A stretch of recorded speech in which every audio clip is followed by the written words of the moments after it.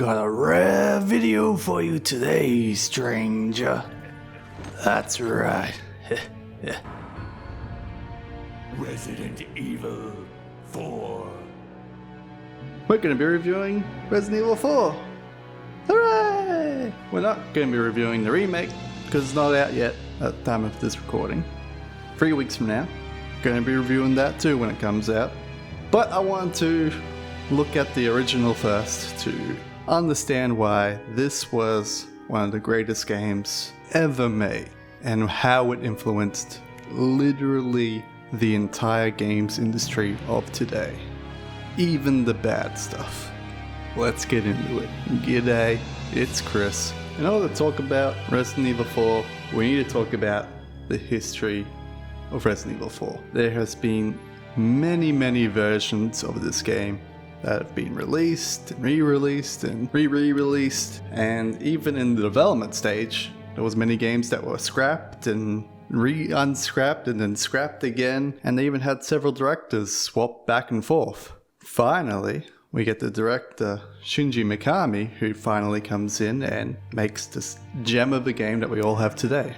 If you don't know who Shinji Mikami is, he was one of the creative leads of Hi-Fi Rush, a game I reviewed not that long ago. But not only that, he also created the Evil Within franchise and founded Tango Gameworks. Unfortunately, he has recently left Tango Software. Not sure what that's all about, but let's just be glad he made two fantastic games while he was there. He made Evil Within 2 and he made Hi-Fi Rush. Can't ask for more from the man. He has done his role for gamers everywhere, and we thank you. Resident Evil 4, on the other hand, came out originally in 2005 with the Nintendo GameCube. Yes, a very strange release, this one, because Nintendo was trying to break free from their kiddie game station handle that they had from the Nintendo 64 and the Super Nintendo and Nintendo. They wanted to get to the gritty gamers with their new chibi console, the GameCube. Don't know how they thought a tiny console was going to somehow claim back the gamers, but it did anything but the sort. However, it did push them to create some more edgy content for their consumers, starting with Wind Waker isn't really edgy content. Metroid Prime, Resident Evil 4, and Soul Calibur. That's right, these games were what was going to bring the gamers back to the GameCube. Resident Evil 4 was then ported fantastically to the PlayStation 2, where it had fairly similar controls, some would say better controls, and that's where the majority of people played the game. It became quickly one of the fastest selling video games on the PlayStation 2 and largely held as the best game on the PlayStation 2 when it comes to performance, graphics, and controls. Lastly, it was then ported to the Wii less than a year later in 2006 or 2007. I'm not 100% sure which. And that was where I originally played the game. And the Wii motions completely removed most of the difficulty from the game, because instead of having a wobbly hand trying to aim at zombies, you had a steady hand of your Wiimote aiming at the screen, which made a lot of the combat encounters way easier than they were previously. This can be replicated in the PC version with the mod that I'm currently using. This is the Resident Evil 4 Remastered mod. It is fantastic. It actually gives proper mouse controls for the game. It also redoes a lot of the asset work and even adds one unique area to the game that doesn't add any story or plot, but it is interesting to see that the modders can actually add content to this game. After which, there were some very bad ports of this game, including the original PC port that was for Games for Windows Live. This port absolutely sucked. It had terrible performance, it was just unstable, and even using a controller, it felt off. Because this port was from the Xbox 360 port, which was just the worst version of this game that you could play. Finally, in 2016, they re-released it again on the PC for the Resident Evil 4 HD edition. And this is the game that we are playing and we are reviewing today with the mod Resident Evil 4 Remastered. Resident Evil 4 briefly starts with a generalized recap of Resident Evil 1 and 2 from a more report-based detailing of the event rather than from a fixed perspective of any particular character. We then join Leon Kennedy in a car where he is outlining his reason for being in the state that he currently is, which he tells us that it's been 8 years since the events of Raccoon City, and he has been tasked to find the president's daughter and save her from her kidnapping. We're joined by two fellow cops that we believe are not corrupt at this stage, and they are just our fellow cops. They don't really trust the American, but we get a sense of how the corrupt police work in this Spanish-style township. They briefly stop to take a whiz, and he gets an eerie feeling and wants to quickly get this job done and let the American off on his job. They arrive at the edge of a town where there is a single house waiting for them. Leon leaves the vehicle and head towards the house. We quickly find out that these residents aren't normal, and we put down our first zombie of the game. This zombie is not a zombie in the traditional sense from Resident Evil 1 to 3. It is a new type of zombie that will be explained later in the game, because these zombies have much more human intelligence about them compared to the generic zombies from Resident Evil 1, 2, and 3. We contact Hunnigan, our handler in this situation, and explain the details that have happened. After this conversation, we hear a large commotion where a car tries to get started and leave, and then there is a large explosion off screen. Here we get our first encounter with a group of zombies, while also learning that this whole village is not what it seems from the outside.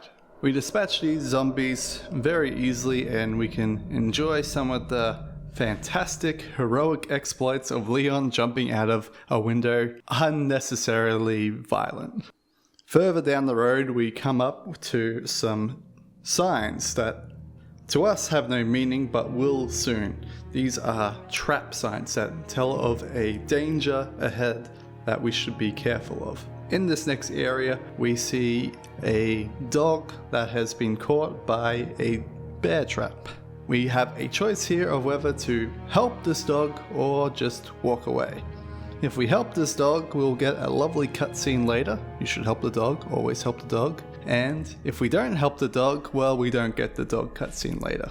We then continue down the path and we meet a few more zombies, none of which is particularly threatening, but they are here to teach us a little bit about the environments that we will be encountering further on, such as laser trip lines that can be activated by our guns, traps on the ground that we can step into, but either of these traps cannot affect the zombies. If they walk through these traps, they are completely fine and they do not suffer any consequences, whereas if we walk through the traps, we suffer consequences.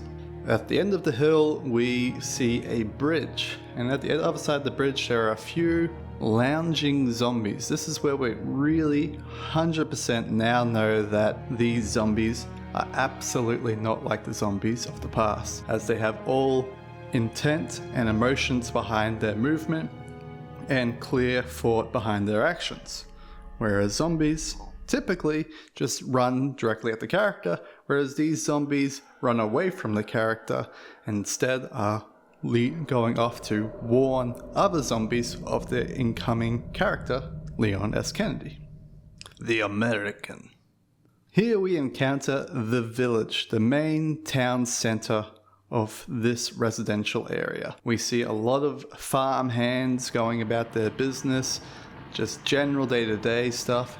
Yet there is one very eerie thing in the center of town, a large bonfire with a stake in it and a person hanging from that stake. It is one of our fellow policemen.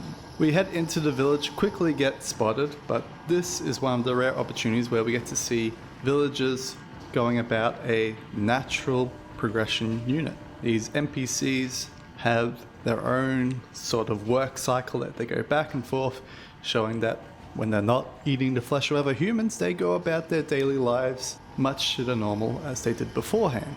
There are some interesting showings of the progression of this virus at the very end of the game in the credit sequence, which I'll show now in the background, how the zombie villages came to be, how it wasn't just a quick turn on, everyone was a zombie, but instead a slow progression to how everyone became zombies.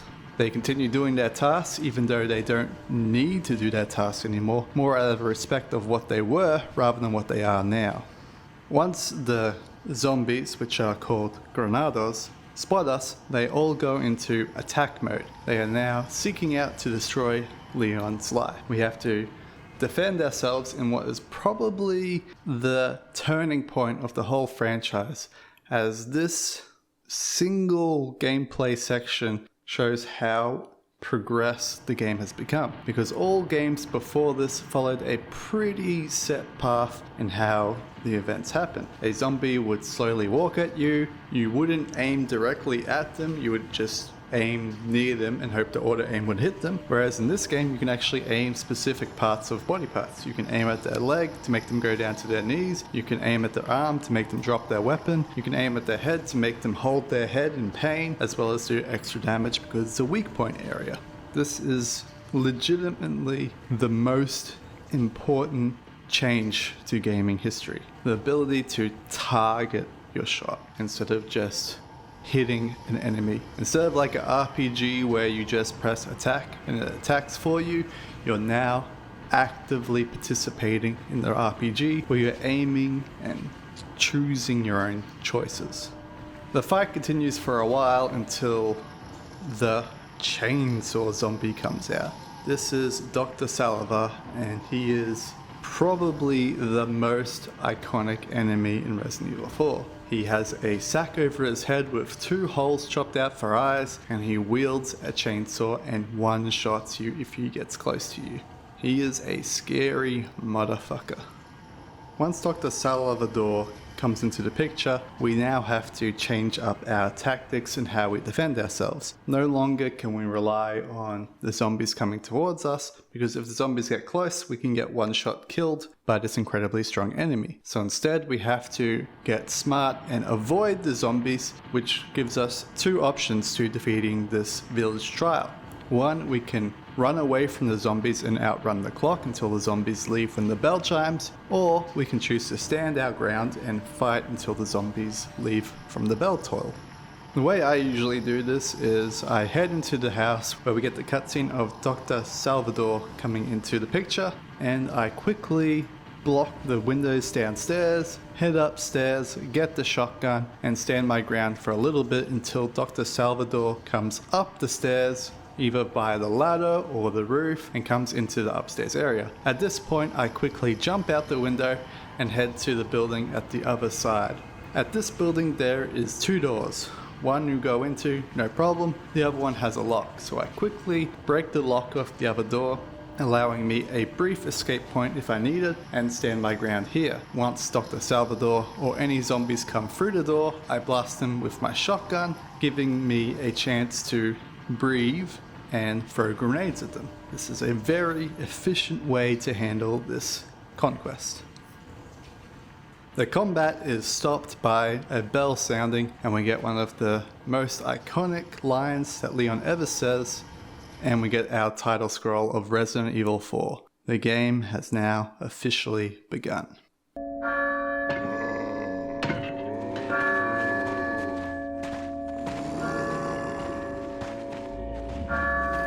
Lord Sattler.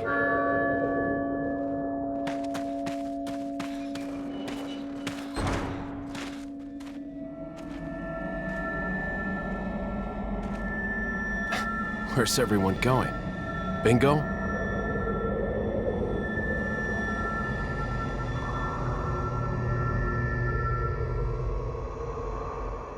From this point, we don't really have a lot of choices. We can head to some various doorways that just don't work, such as the church itself, where we get the hint that we need an insignia key to progress to go forward to where Ashley is, but in order to get this, we have to go around to get past this church. So we choose the path to the left instead, and we head to the farmlands. In these farmlands, we find a blue note about blue medallions. This is our first collectible, where we have to collect blue medallions by shooting them. This is obviously our first collectible collection thing in modern video gaming, where if we do something in the game, we get a reward in the game. This has kind of got blown out of proportion in modern games, where instead of getting a reward in the game, we sort of get a reward outside the game as an achievement. Achievements are bullshit. I don't want an achievement, I want a reward for doing an achievement. We clear out this farm township area very easily, and we get one of the more interesting puzzles in the game, where we see a trough of yucky, icky stuff, and we have a board holding it up. If we shoot the board, another board lands on top of the icky stuff, allowing us to shoot a shining object that will now be pristine, even though we shot it, pristine when we collect it, so we can sell it at a higher value. Whereas if we didn't shoot the board and just shot the object straight away, we would then get a dirty object of less value. Not the greatest logic in the world, but it is at least interesting how they are telling a story through the world design and the gameplay to have a difference in collectibles that we collect. This will come in hand, not really later, but at least tells us that there are going to be different values of a similar item depending on what we do to the item, such as this beer scan we find in a warehouse just off the main farmhouse. This item has 3 indented sockets that we can add things to increase the value of this item when we sell it to a vendor later. We then have a choice here to head either left or right. When we head to the left, we quickly find out it's not actually a choice. It is a large gate that can't be opened, but maybe if we had the help of another person, we could possibly escape here. This is our first hint that we are going to get a co-op partner later in the game. We then head to the right path and we see another danger sign. This is where we get our first QTE, our first quick time event. This is probably the worst thing that Resident Evil 4 brought to modern gaming, QuickTime events. Every game after this copied Resident Evil 4 and to just terrible results. Specifically, I want to point out Dying Light 1's final boss fight being an entire QTE encounter, and they just aren't good. And in Resident Evil 4, they're some of the worst parts of this game. Sometimes in hard modes they are so hard to succeed that it practically breaks the game if you're playing it at a modern refresh rate. For example, this game was designed to be played in 30 FPS. If you play it in 60 FPS on hard, all of the mash QuickTime events you need to mash twice as much compared to the 30 FPS version because of a weird glitch. The Resident Evil Remaster mod fixes this to some extent, but it doesn't fix the fact that these QTE events still happen in the game. Yeah, I would, and I'm sure many others would much prefer if the QTEs were completely removed from the game, but I do believe they have at least some charm because they are the first QTEs in modern gaming.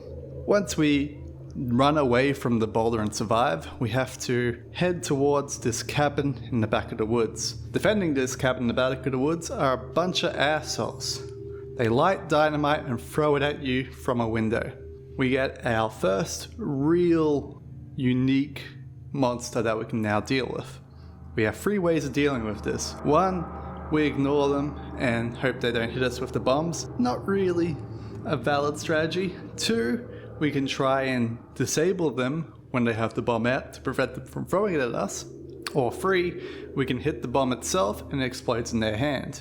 Usually I use a mixture of 1 and 3. The reason why I use option 1 is because occasionally they'll fuck up and throw against a wall and the bomb will land at their feet and they'll blow themselves up anyway. But it doesn't always work out, so option 3 is usually the best option.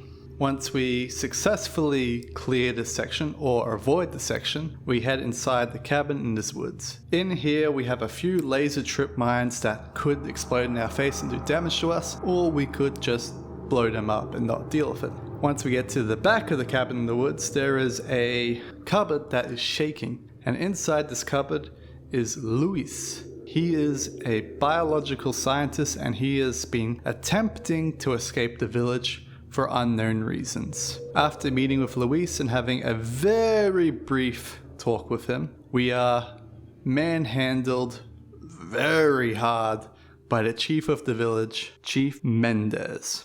Chief Mendez handles us hard and we are knocked out.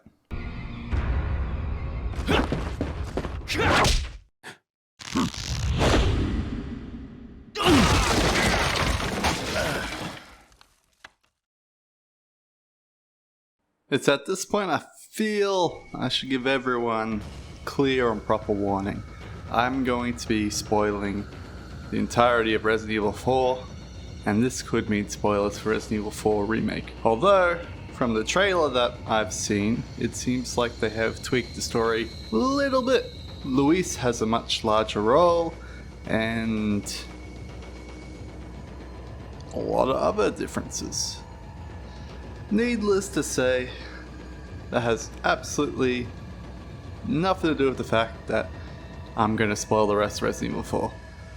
Starting right now. So after Leon blacks out from getting thrown around by Mendez, we have a very groggy dream that we have been injected with some sort of sample. It is unclear whether or not this event has actually taken place or hasn't taken place. Clearly it has later in the game, but at this current moment it is just a dream to Leon's perspective. We then awaken proper in an unknown warehouse chained together with Luis. We get a fantastically mocapped conversation between the two. And all of a sudden a Ganado walks into the room dragging a giant axe looking to kill our intrepid heroes. This gives us our first surprise QTE in the middle of a cutscene. Now this, quite frankly, is one of the better uses of a QTE. It gets a little bit overused in some of the later cutscenes, but in a moment like this, where it actually felt like a moment where your character should actually be playing the game and pressing a button to make the character do something, it makes sense. However, the fact that they like to change up button presses and stuff like that on you kinda ruins this fact, but needless to say, this is one of the best uses of QTE, and unfortunately no one really learnt from this example. This frees Leon, who then kills the Granada, and Luis quickly scampers away. Leon is then left in shock about what he needs to be doing, where he calls Hunnigan about the information that he's received from Luis. In this call, it is very brief.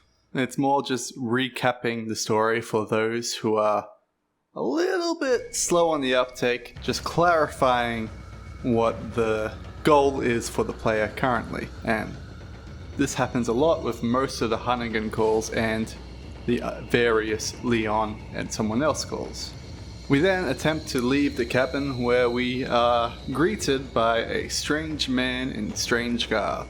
This is the Resident Evil 4 merchant. We head outside towards the Resident Evil 4 merchant and we get our first look at the shop UI and the shop inventory.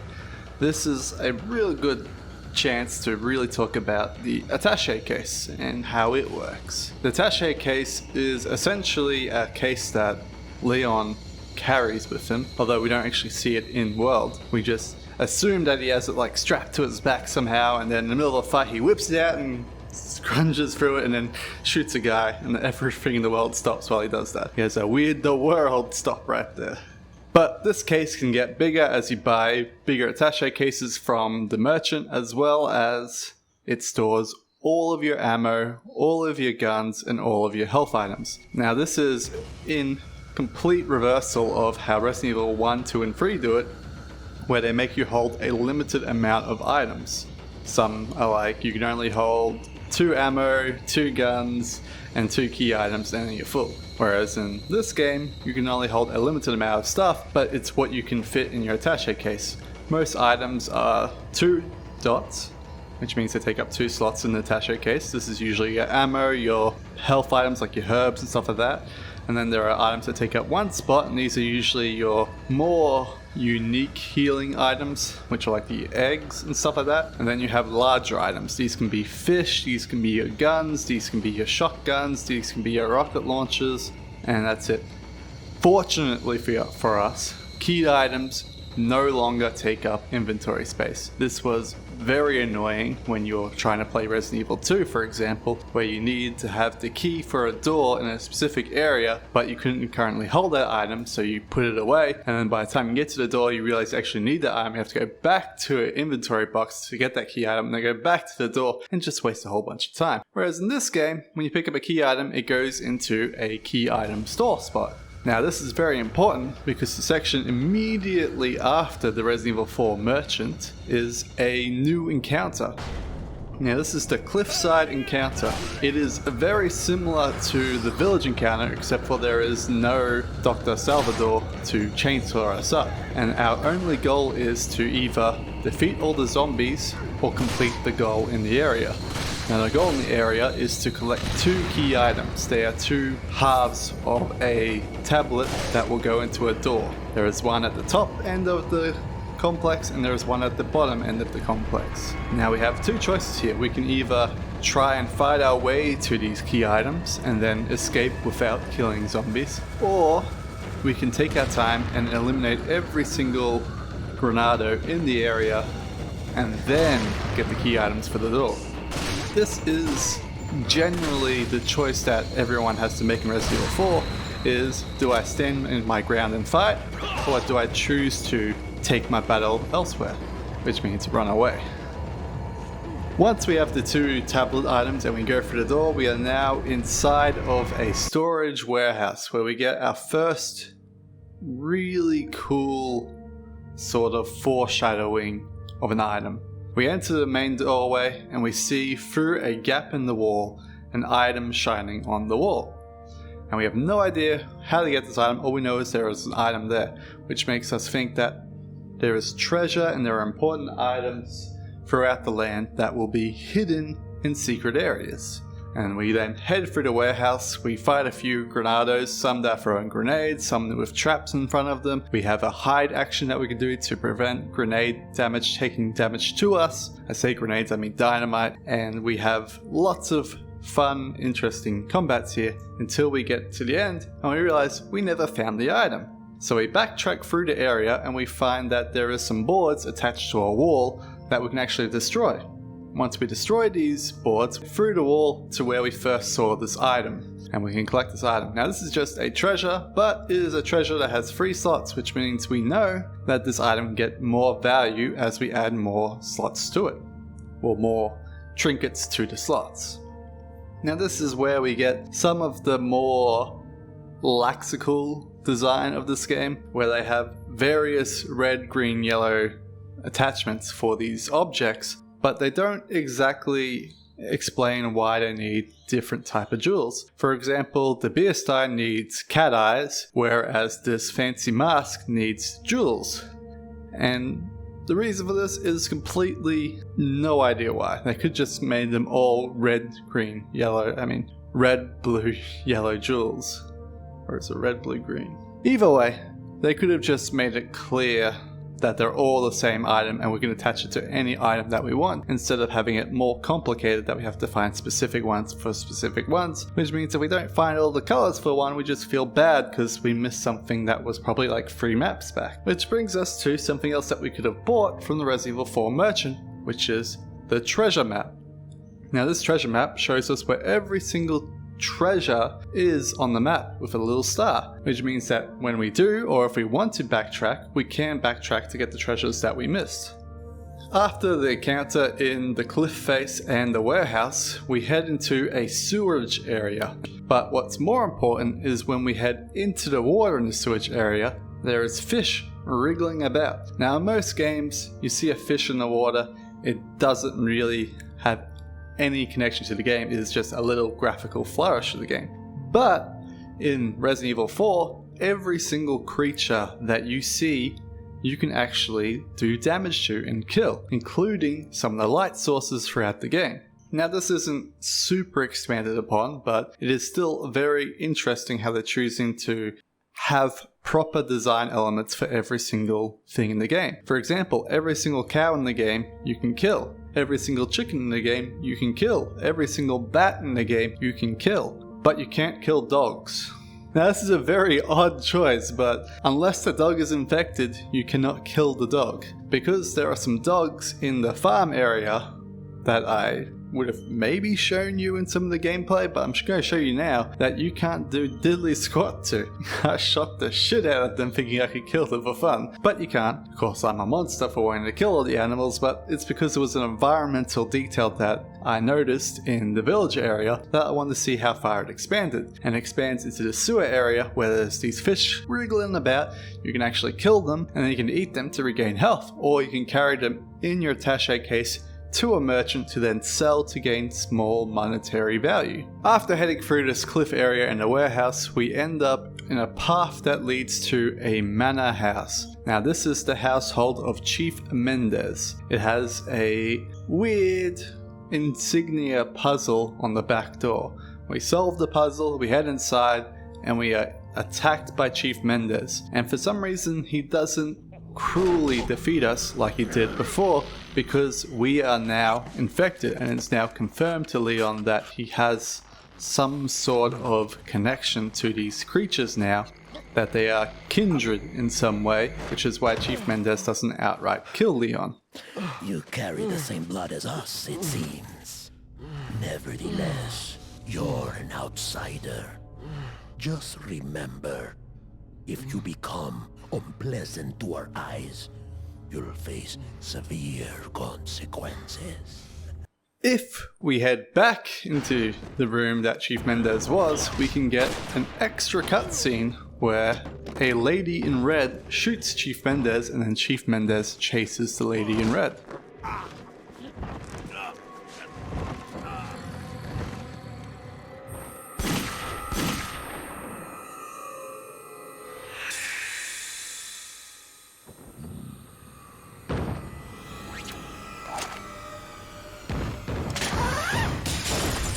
Heading back through the manor house, we find a few little interesting details, such as because Chief Mendez has a lot more faculties about him because he is a chosen infected rather than just a general infected creature, he has more humanity to him. His table has food and water that is actually edible, whereas the other tables in the village and other areas have inedible food that have just been sitting there for weeks or months, whereas Chief Mendez's food is fresh and edible. We can also get this very cool and unique little scene where we head into the toilet and we find a Granado taking a piss.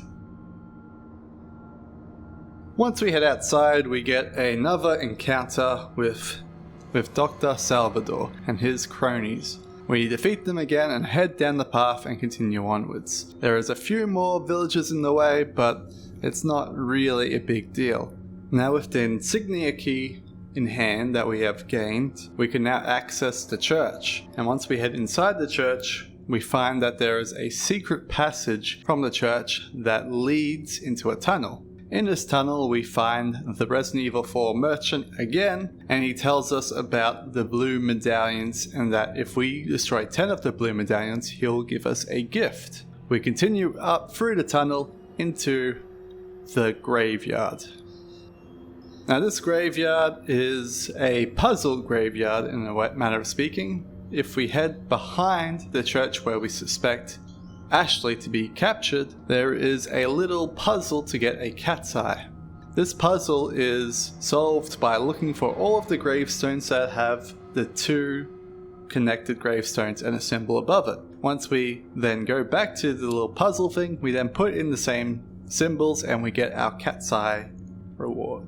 In this area as well, there are lots of crows that we can kill, and each crow that we destroy has a chance to give us coinage or ammo or grenades. So it's very useful in certain situations to throw a flashbang to destroy a large clump of birds for cheap and get a large reward, such as in this area not too far in the future.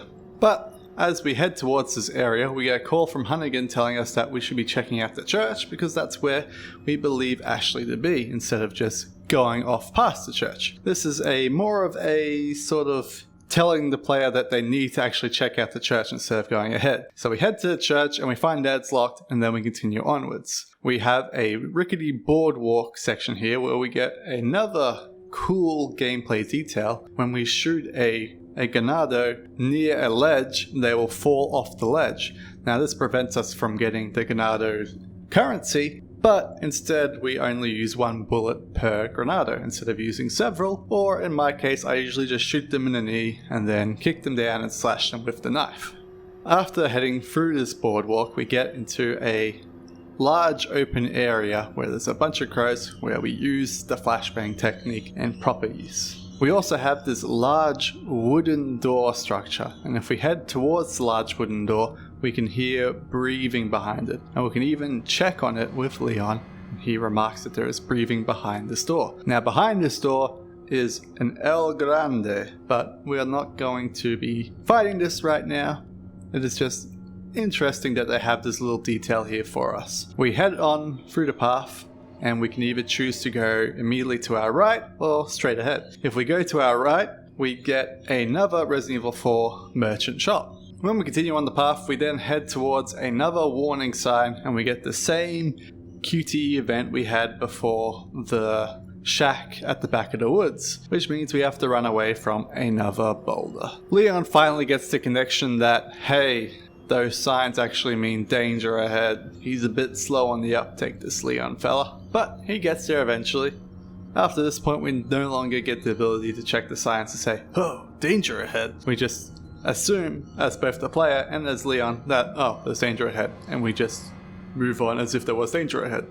In this next section, we are in a bog-like area where there is about a foot of water, and in this water are a few crawly snakes. Now these snakes are very cool because sometimes they are in boxes when we open the boxes with our knife and they will strike at us, but if we swipe fast enough we can kill the snake before it hits us. But if the snake does hit us, we can then shoot the snake with our gun and we would get a reward of an egg every time. So this means unless we have very little health, all of these snake boxes won't actually kill the player, but instead will just either reward the player with an egg without any punishment, or reward the player with the egg but a punishment of maybe 1 or 2 bullet loss. Now these eggs are acting as either a green herb or a green and a red herb or a full triple green herb.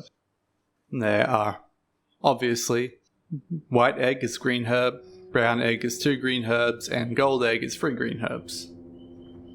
We can also get some of these eggs occasionally from chickens. Now these chickens will just randomly lay an egg as they walk about upon the field. So in the first area, if you just sort of like sit around for a long time, the chicken on the right hand side next to the cow will lay eggs, and you can get lucky and get a golden egg here. Or you can get unlucky and just get nothing at all. Occasionally when you do kill chickens you do get eggs, but it's very rare.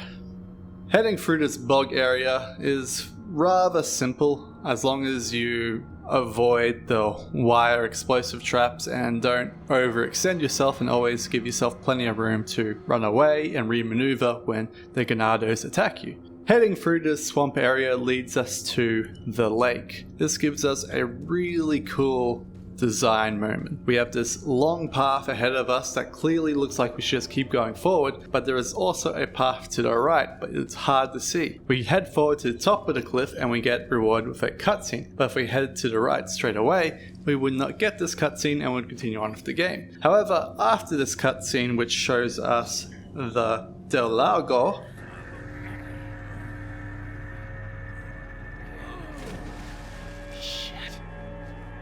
Vámonos. Ok, ándale.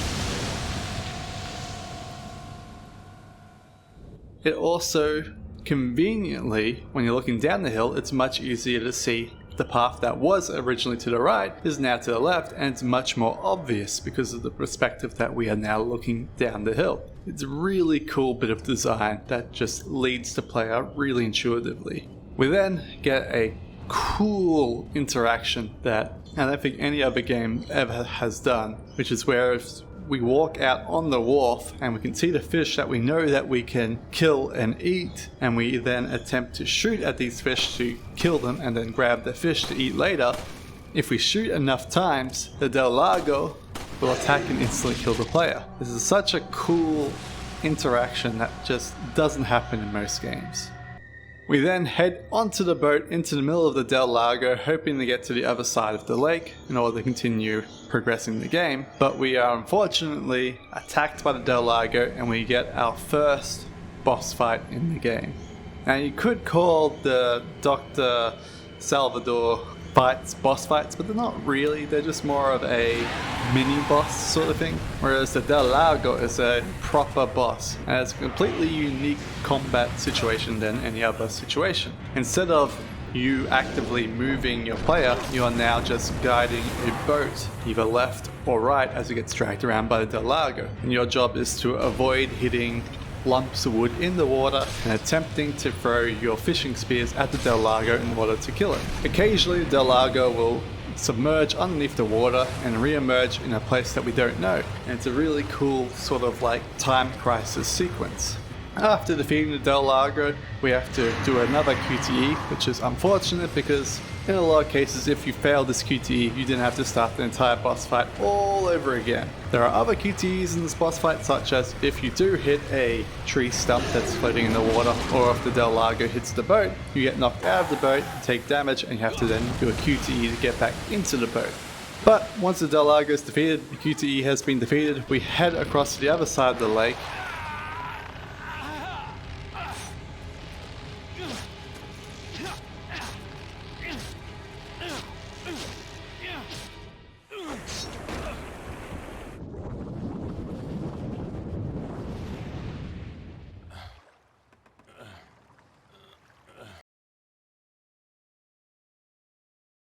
After leaving the lake, Leon suddenly collapses to the floor and has a vivid vision of tentacles and parasitical elements running through his body, and he feels spasms and faints to the floor.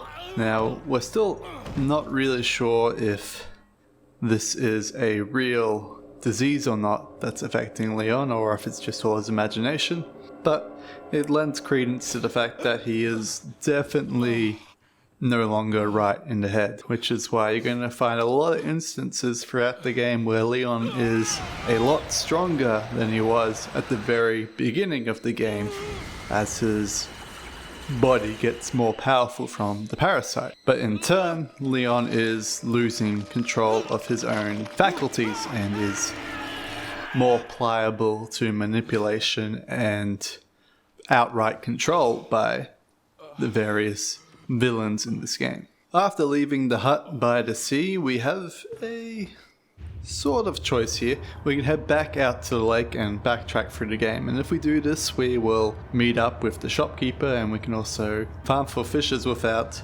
Del Lago eating us for hunting his fishes.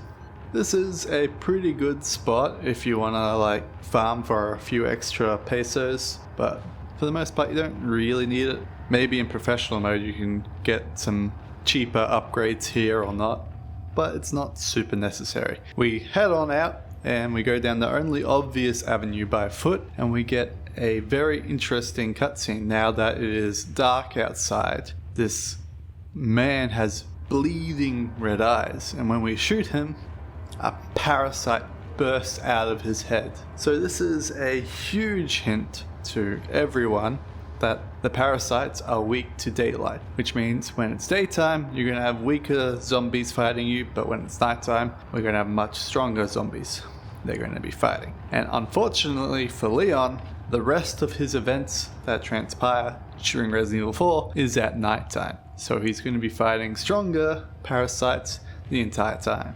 These parasites come in a few different varieties throughout the game, specifically 3 different varieties. We have our basic parasite, which pops out of the head and it's just tentacles, and then it grows blades, and it can then attack us randomly with those blades. The second one is a more worm-like parasite that can one-shot us like the chainsaw people can.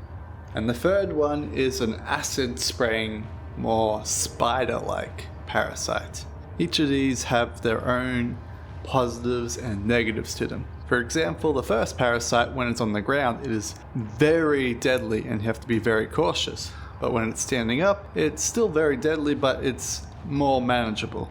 Whereas with the worm parasite, when it's standing up and it's close to you, it will one-shot you. So it's very deadly when it's on its feet. When it's on its ground, it's quite weak and you don't have to worry about it so much. And then finally, the spider parasite, it is very average while it's attached to the human body. But once you kill the human host, the parasite detaches from the human body and is now a new enemy that's crawling around the ground that's trying to get you. Fortunately, it only takes 1 shot to kill them once they're on the ground. As we continue forward throughout the night, we have to encounter a simple puzzle, which is crates above a river. Now we have a river that we can't ford, however, there are crates attached to these cranes, and if we shoot these crates, they fall into the river and then float down towards us. Once we shoot all the crates, they all flow down and form a pseudo bridge for us to jump across. At the other side, there is a lever. This lever diverts the river, which allows us to enter the cave. When we enter the cave, a whole bunch of, well, zombies are coming at us. We head past these zombies into the cave and we find the round insignia medal. Now this medal is the medal that we need to access the church where Ashley is being captive. We continue through this tunnel and it leads us back out to the church area. But before getting to the church area, we end up in the battle arena where El Gigante is. And El Gigante is a very tough monster.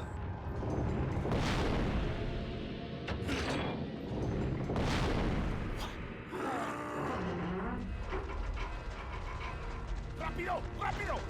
¡Rápido! ¡Garra! ¡Usa los músculos! ¡Rápido! ¡Apúrense! ¡Por aquí! ¡Rápido! ¡Rápido! ¡Por aquí! ¡Por aquí! ¡Ay! ¡Se vuelve loco! ¡Mierda!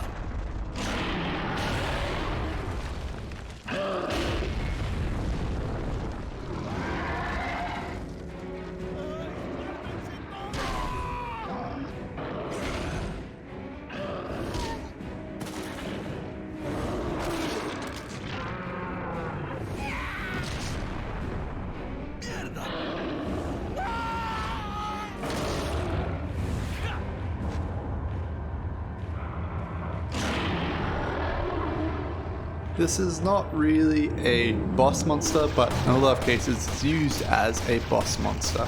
El Gigante is very slow, but very hardy. It takes a lot of bullets to the legs and to the face without taking much damage, and his only weak point is after taking enough bullets to the face or the legs, he will bend down and a parasite will come out to breathe.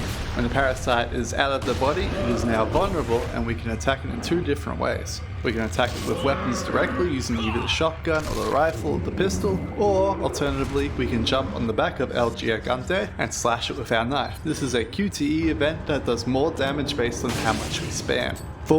What I usually do is I get the rifle out, I shoot it once, and then I jump on its back and slash it with my knife. Except for once my rifle is more powerful, I end up just shooting it twice with the rifle because it does more damage than whatever spamming my knife would do.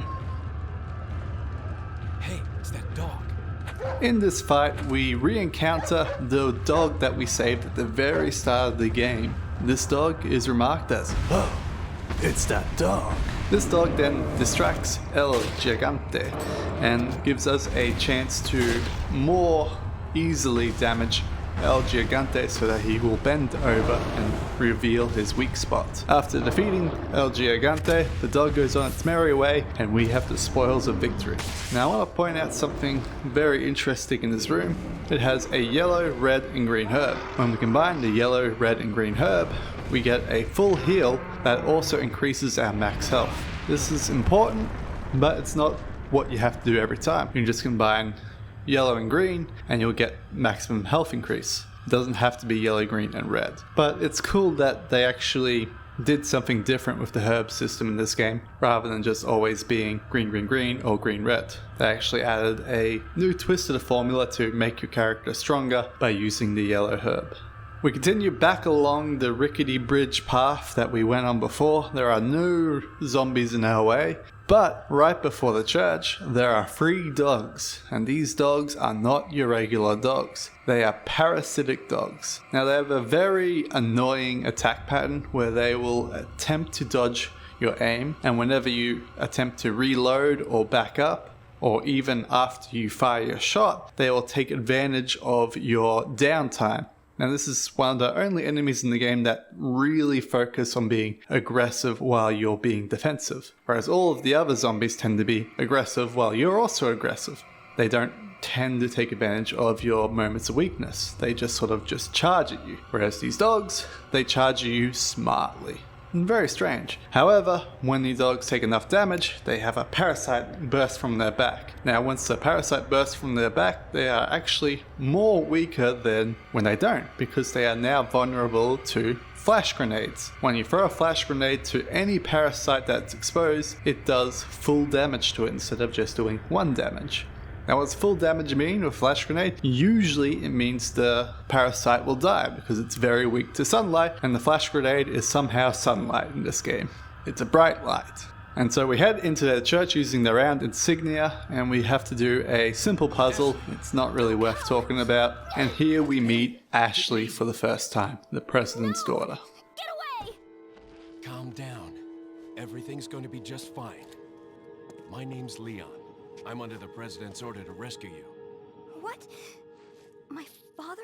That's right. And I have to get you out of here. Now come with me. We attempt to leave the church and we are stopped by our grand arch nemesis, who we are finally introduced to properly, Sadler, the head of the church of this village. Sadler, the master of this fine religious community. What do you want? To demonstrate to the whole world our astounding power, of course. No longer will the United States think they can police the world forever. So, we kidnapped the president's daughter in order to give her our power and then send her back. No.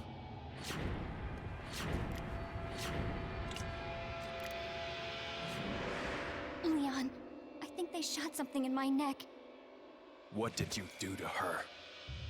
We just planted her a little gift.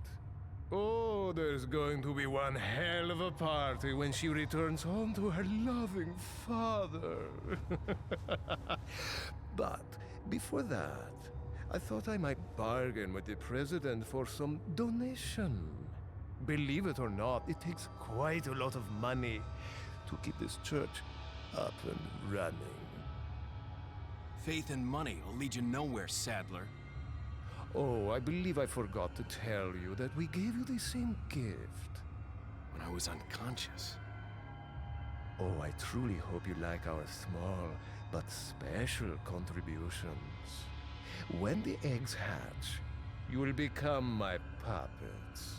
Involuntarily, you'll do as I say. I'll have total control over your minds. Don't you think this is a revolutionary way to promulgate one's faith? Sounds more like an alien invasion if you ask me.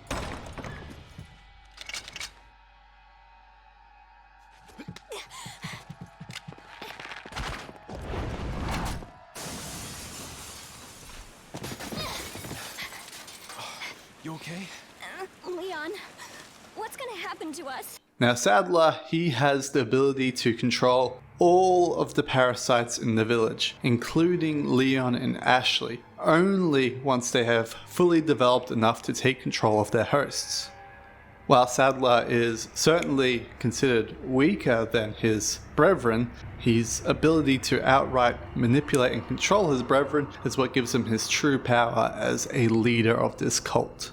We are then forced to escape from this church through the window. RIP window, and we're now in the church courtyard.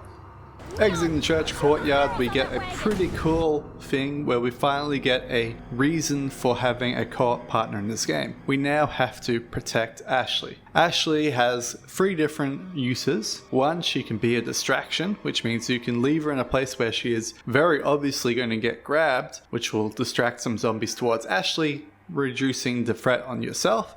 Or you can leave Ashley behind you so you won't hit her when you're swinging your sword wildly or having to quickly spray and turn and hit zombies around you. And sometimes when a zombie tries to hit you, they'll inadvertently hit Ashley behind you. So it's best to leave Ashley, I don't know, about 10 feet behind you rather than having her follow you the entire time during fights. However, Ashley has a third use, is she occasionally gives advice in fights. In this fight in particular, she tells us that if we shoot the car, it will explode and take out a bunch of zombies with it. Leon, shoot those barrels on that wagon! This is great advice we wouldn't notice unless Ashley was in the game. Now take note, all modern game developers, Ashley barely says these suggestions, and she only says them when there's a new mechanic that needs to be explained to the character or the player. It's very interesting, or it's to alert the character to something that is happening to her specifically, or even something that's about to occur to her specifically. For example, when she is grabbed, she'll call out for Leon to help her, and when she is seeing something that's about to damage both Leon and her, she'll call it out. For example, much later in the game, a truck is coming towards them and your player may not be facing the truck. She'll call out the truck is coming from which direction and say, Leon, take out this truck. Or when she is in a originally invulnerable state, she won't call out at all, but the moment she becomes vulnerable, she'll say, Leon, they're coming to get me, giving you a chance to understand the situation and protect her. This is incredibly good co-op partner design. The fact that we have full control of the co-op partner, the fact that it has proper mechanics such as we want to protect the co-op partner, but also the co-op partner usually doesn't get in the way. There's one final thing we can do with Ashley, but I'm not going to talk about it right now because it's going to come up quite soon. Once we head back through the cemetery, we then end up going back through the church tunnel and we end up back in the church. And once we go through the church, we're back at the village. We head through the village to the farm, and we head to the farm gate that we couldn't get through before unless we had a partner. And we piggyback Ashley on top of our shoulders and she opens the door for us. This is the 5th use for Ashley, opening doors that we couldn't open before. She is a key item. After going through this door, we encounter a bridge. I opened it, Leon. This bridge is very iconic. Now it just seems like a regular bridge to us, but once we cross this bridge, we come into what is considered probably the coolest and hardest encounter in the game, the cabin standoff. Now what's this cabin standoff? Well, once we enter the cabin, after being chased by a horde of zombies from both sides, corralling us into the cabin, we meet Luis. And Luis is our new co-op partner for this small section of the game. Well, I see that the president's equipped his daughter with ballistics, too. How rude! And I don't believe there's any relevance with my figure and my standing. Who are you? Oh, excuse me, Your Highness. Perhaps the young lady might want to introduce herself first before asking someone his name. Her name's Ashley Graham, the president's daughter. Is she... well, you know. Don't worry. She's cool. Never mind. There's supposed to be some kind of obvious symptom before you turn into one of them anyway. Look! Ashley, upstairs! Okay, it's game time. And Luis will help us by shooting zombies that are trying to enter the house, while we also shoot zombies that are trying to enter the house. Meanwhile, Ashley goes upstairs and hides in the cupboard. During this encounter, as we get overwhelmed by zombies, Luis will say, let's go upstairs. We head upstairs, and now we have to deal with the second part of the fight upstairs. Now this part of the fight doesn't have to happen if we manage to maintain control of the lower floor of the house. However, if we lose control of the lower floor of the house, Luis will tell us that we need to go upstairs, and we head upstairs, and we're now fighting on the upstairs level where we have ladders coming in through the windows and coming up the stairs, and it's a whole new reset to the fight. If we get overwhelmed again in this area, Ashley may get taken out of the coven and we'll lose the encounter. It's fantastically designed. It showcases how cool Luis can be. He's calm under pressure, he gives us ammo, he's a cool sidekick, and I can't wait for Resident Evil Remake when we get to play with Luis a lot more. I hope it's more of this, not more of just a God of War partner. After completing the cabin encounter, Looks like they're backing off. So, what do we do now? The bridge I crossed to get here's out, so I guess we have no choice but to keep moving. I forgot something. You guys go on ahead. Luis, Luis says that he's going to go on ahead. We go, oh wait, Luis. Oh, well, he's gone already. This will happen a lot. Luis will just show up for like 2 seconds and go, oh shit, and then run off. Whereas in the remake, I think he'll stay around a lot more with us. So we might get a trio of compadres running around the manor, the castle, the village. It'll be awesome. After this, we have another choice. We get a lever in the ground. Now this lever is a choice of whether we go left or go right. If we go left, we have to encounter a general village encounter. If we go right, we have to fight El Gigante again.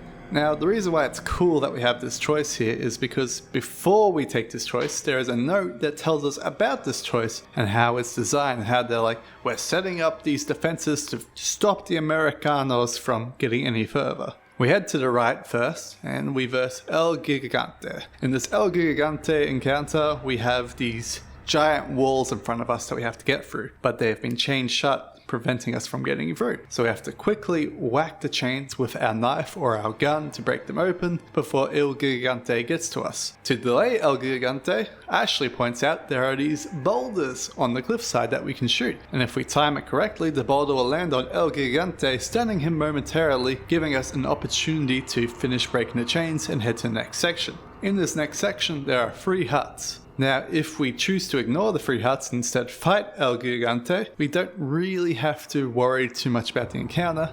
Instead, we're more worried about beating El Gigante. However, if we head in one of these huts, there is the old key item. And then, once we have the old key, we can then break open the next 3 chains and escape without beating El Gigante.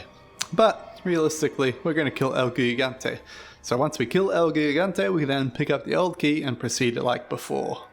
This is really cool, this game design. I know I wasn't going to talk about how cool this game design was, but I can't help it. It's just so awesome. If, however, we choose to go to the left path, there is a bunch of zombies, and then once we head into what looks like a lucha pit, 2 chainsaw zombies come at us. Now this encounter would be incredibly difficult if we had Ashley with us the whole time, but right at the start of this encounter, there is this red iron box, and we can tell Ashley to hide in the red iron box, and now this entire encounter is an encounter without Ashley being a burden to us. This is also fantastic game design. It allows us to have different encounters where we have to worry about Ashley's well-being, or we can have an encounter while we still have Ashley with us, but we no longer have to worry about Ashley's well-being. If we had Ashley's special suit that we get from completing Separate Ways or the other Ada campaign, she would have a suit of iron, which means whenever a zombie would try to pick her up, she would be too heavy and take out the zombie instead, which means taking Ashley with us would be a benefit rather than a burden.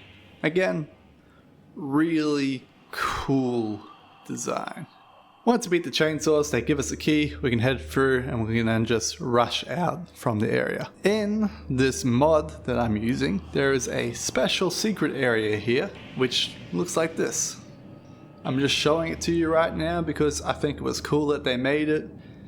It serves no purpose. It gives us a silenced pistol mod, but who uses the original pistol? I don't know if it gives a silenced pistol more damage or if it you actually take out zombies when they're unaware better. I don't know. I haven't used it. I don't plan to use it. But it's cool. Unfortunately, this also gives us a bunch of monetary resources, which is kinda lame, so you don't I don't recommend going this room, but it's cool they designed it and shows they put thought and effort into this mod, and they deserve to be shown off for it.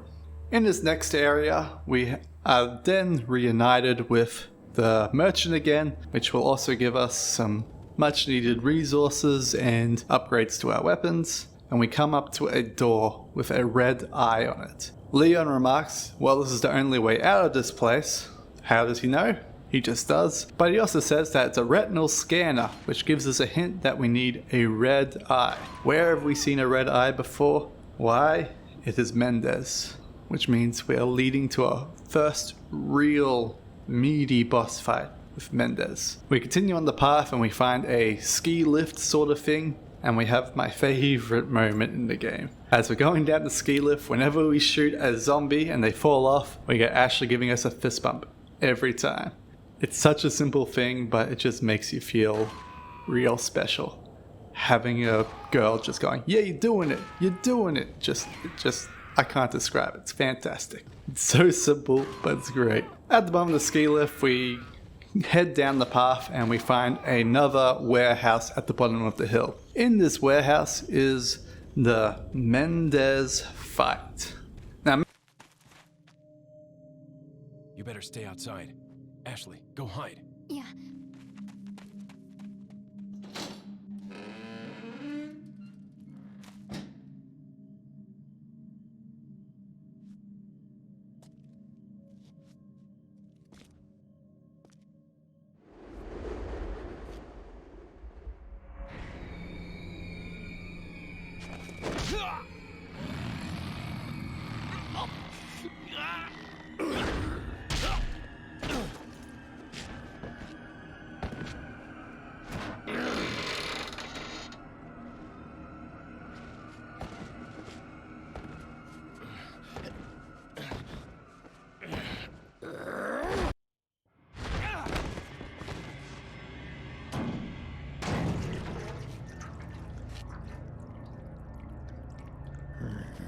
Hasta luego.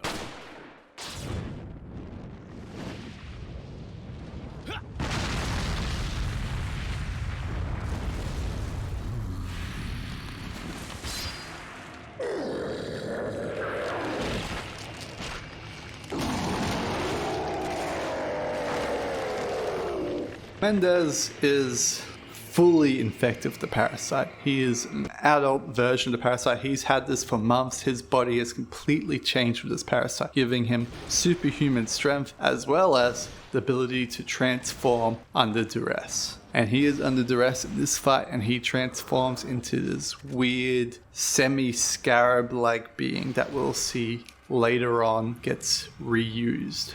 He attempts to kill us using a pincer attack, which again, we'll see again in other boss fights. And he also, once he takes even more damage, his centipede-like body will break in half and only his top half will remain. After fighting him some more, he'll eventually die, leaving his red eye exposed. We pick up the red eye and we can then take it to the scanner that we saw before. When we're heading back through the area, thankfully Resident Evil 4 has the foresight to just not add more zombies to the area because we've beaten the big boss and we just want to get through to the key item door, and they just let us do it for free. And they even let us skip the ski lift that we went down very slowly on. It just instantly takes us up because we've already cleared that encounter. It's fantastic design. I know I say this a lot, but just Resident Evil 4 gets gamers. We use the eye on the retinal scanner, head through the door, and we are in a pathway that leads forward. We don't really know where it goes at this stage, but on this pathway, a truck is coming at us, and that we have no real idea how to beat it, but through some quick smarts, we realize there are two drivers of this truck, and we take the drivers out and they crash in front of us. After the crash happens, the door behind us bursts open, and a bunch of zombies are now corralling us forward. We only have really one choice to go, which is towards the castle. However, we can't actually kill the zombies here. It's not impossible. I've done it before. It's very easy. But for more fun, we just run away from the zombies and we are chased over a bridge towards a castle for safety.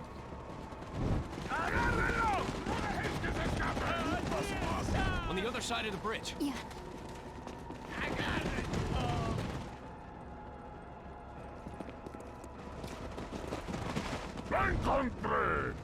You take that one. Okay. Ready?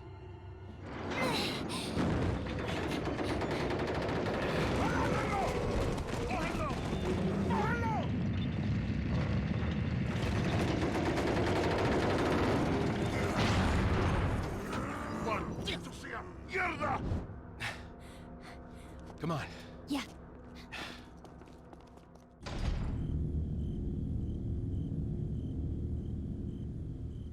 So we're in the castle now. Shit is going down. We are in the second half of the game. We're in the meat and potatoes, as we call it.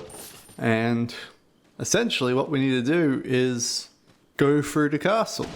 Now this castle is a huge reference to a previous iteration of the Resident Evil 4 game, which was colloquially known as the Hookman game, where we have this lovely release pre-alpha footage of Leon walking through a castle hallway with these really intense cloth physics and lighting physics and particle effects, very much like the Zelda pre-alpha demo that they were doing before Wind Waker came out, just to show off what the GameCube could actually do. And this Hookman demo is very similar, and it was like way beyond what actually could happen, but it was like a cool concept for what the game could be. And of course that game never really panned out for pretty obvious reasons. Like there's no way that it would have ever happened on that generation of hardware. Even in modern generation hardware, the Hookman like project just wouldn't really work. Like we've seen what's absolutely referencing, which is the Clock Tower, which is this survival game where you have to try and survive these timed events and escape the Clock Tower monster, which happens to do various things depending on what time it is in game. And I assume that would have been very similar to what the Hookman would have been. We did get to see this sort of play out in Resident Evil 7, where we are in that house and the baker senior just punches through the wall and goes, hey, hey, hey, and it works there, but it doesn't work as like a complete whole. It only works in like these small little pre-programmed little things, whereas the Hookman sort of concept was this living, breathing castle where we would move around it and the Hookman would sort of react to what we're doing rather than just it reacts when something happens. Now we're in the castle, which has absolutely nothing to do with the Hookman trailer. I just thought it was nice to talk about here. Our first thing we gotta do is enter the castle proper, because we're in the, not really courtyard, but the outer keep of the castle, if you would. We got the outer keep and then we got the inner keep. We're trying to get to the inner keep and then get even closer to the inner keep so we can meet Salazar.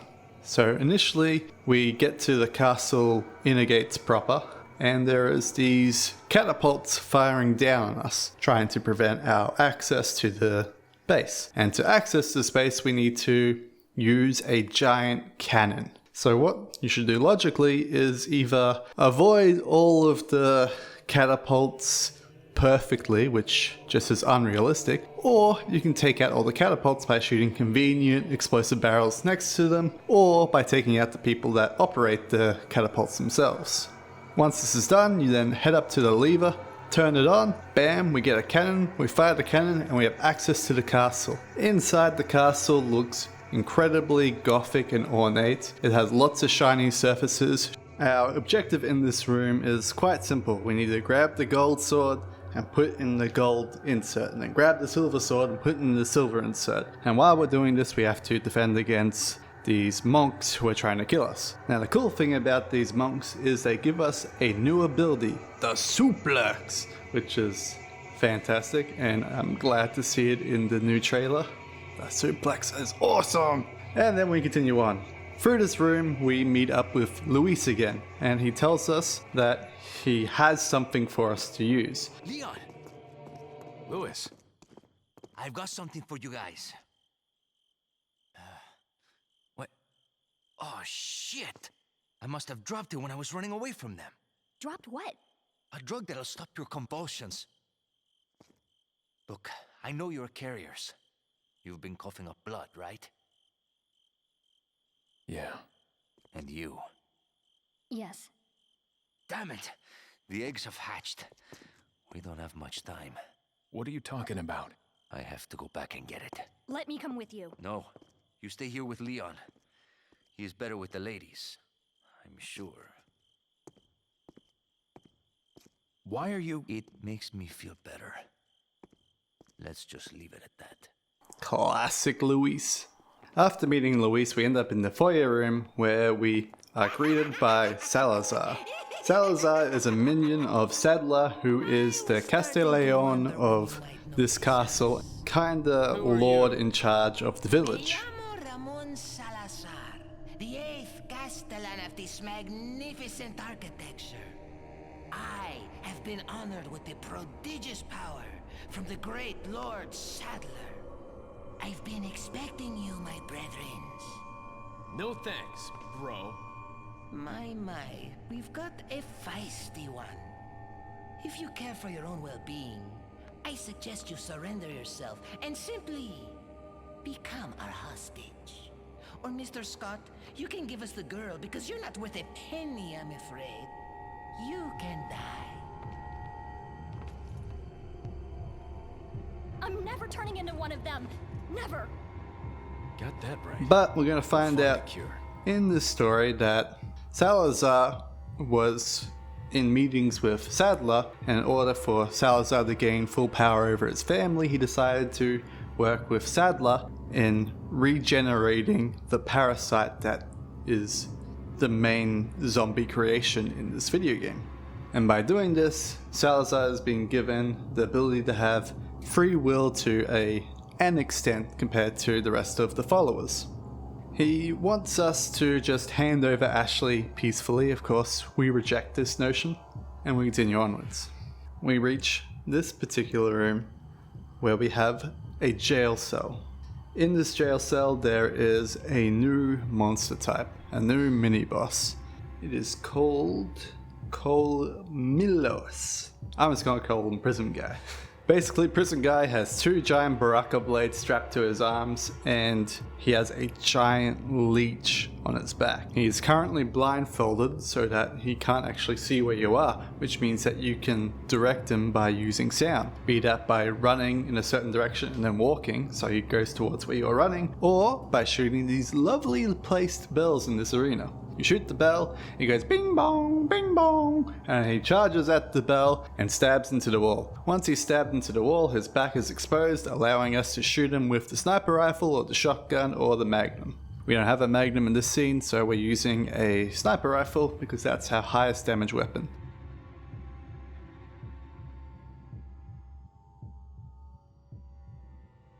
Takes about 2 to 3 shots to kill him. Once that's done, we get to the lever, which allows us to continue moving forward. After defeating the prisoner and the prison room, we end up in this new giant hall area where there is lots of new monks with shields. There's a red leader monk who's guiding people, and we're getting our first village moment in the castle, where we have to defend against a large horde of zombies coming at us while doing an objective. The objective in this is to stand on 2 pressure plates at the back end of the room. This will activate a pillar to come up that we can then turn to make some stairs come up later. We have 2 choices here. We can either, stand on the stand on the pressure plates, make the pillar come up, and then quickly run to the thing and turn the pillar, or we can slowly kill all the zombies. I think in this area it's a lot easier to kill all the zombies, especially when you're in the back room here, because they can only come in from one direction or fall in from a hole above our heads. But if you just stand at the back of the room, you can see people coming in through the door, and you can see them when they come in from above. We don't have a place that we can retreat to from this location, but as long as we're on top of things, it's fairly easy to just delete all the zombies by standing in this room. Once we turn the crank that releases the stairs to come up, we then have to do a new sort of defense mission where we need to defend Ashley while she does a task, while we're also defending ourselves as Leon. We have these 2 cranks that need to be turned by Ashley. We piggyback her up to where the cranks are, and then we have to defend her as zombies slowly rush towards her. While zombies are rushing towards her, they're also rushing towards us, so we need to defend ourselves. This is pretty interesting combat, but if Ashley was wearing her armor set, if you completed Separate Ways or the other Ada campaign, I forget what it's called, we would get the armor set for Ashley, so she is practically invulnerable from the zombies up top, which means we just have to focus on ourselves, and then once we're protected, we help out Ashley when and where we can. After this, we have these platforms raised from the ground, and we head across them. After we head across these water platforms, we are in a new hallway main chamber area. And at the end of this main chamber area, there's this really suspicious hallway. And we get a cutscene here where Ashley starts coughing up blood. She panics that Leon sees Ashley's coughing up blood, which makes her realize that she's losing control of her body, and she rushes towards the end of the hallway away from Leon. While she's rushing there, spikes pop up from the ground, separating Leon and Ashley, and conveniently, at the other side of the hallway that goes nowhere, are these arms that wrap around her and trap her, which finishes the separation from Leon by turning 180 degrees, and now we no longer have access to Ashley. This is a good thing though, because it means that the gameplay can change its pace to be more aggressive and more about confronting Leon with various threats. You'll find this convenience happens quite a lot throughout this game, where Ashley conveniently gets kidnapped again so that Leon can fight harder enemies without having to worry about where Ashley is. These harder enemies is a sewer area, and in the sewer area are these bug-like creatures that have been either the parasites themselves have infected a bug creature and turned it into a bug-like creature, or these humans have transformed into bug-like creatures. These bug creatures drop these weird triangle artifacts. Now I'm going to give you a little quick tip here. If you're wanting to find the blue triangles, you need to not kill the bugs in the air. If you kill the bugs in the air, they will only drop green and red, but if they're on the ground, they are technically treated as a different enemy type, and this enemy type has a larger percentage chance of dropping the blue eyes. Why this is, I don't 100% know, but all I know is that's how it works. As we are heading through this sewer, we notice that these bugs have camouflage. This is going to not really be a factor in the game because none of the other enemies besides one other has camouflage, and that one doesn't even really have camouflage. It's crawling on the walls outside of our sight, but it's still interesting to note that they can camouflage themselves. In the sewer, we have to drain the water so we can progress. It's just a simple turn off the valve and we move on. This leads us to one of the weirder rooms in the game. It's just a random hallway with axes swinging back and forth. Why? I don't know, but it does kill me because I'm an idiot. It's very easy to dodge. You just wait for it to swing past and then you just run through. Wait for it to swing past, jump over. Wait for it to swing past, run through. It's fairly simple. On the other side, we're back in the hallway we were originally, but now we're up top on the balcony. We haven't really made any progress whatsoever, but we feel confident that we're still doing the right thing. We notice that there are some red monks below discussing something. Where we were originally in this area, we kill them all or they just run away. And if we kill them, we get some treasures, but these are completely optional. We continue forward through a new area, which is more like a art museum library sort of thing. And in this art museum library, we have to do our first puzzle. Now these puzzles are a lot more common in the castle area than they are in the rest of the game. There are some puzzles on a different sort of zone that we end up going to, but they're nowhere near as in-depth as these castle puzzles. These are very reminiscent of the Resident Evil 1 and Resident Evil 2 puzzles, where for some reason this crazy architect designed all these crazy puzzles in this police station and this house manor on the outskirts of town. After we complete this puzzle, we meet Salazar again, and Salazar is now going to kill us with his monks. Pleasant surprise. But I'm afraid it's Ashley we need. Not you, Mr. Kennedy. If you don't need me, then get off my back, old man. Did you say old man, Mr. Kennedy? It might come as a surprise, But I'm only 20 years old. So you're just like all the others? A puppet of the parasites? Surely you don't think I'm the same as those diminutive ganados. The parasites, las plagas, are slaves to my will. I have absolute control. Well, I really don't give a damn. Rain or shine, you're going down.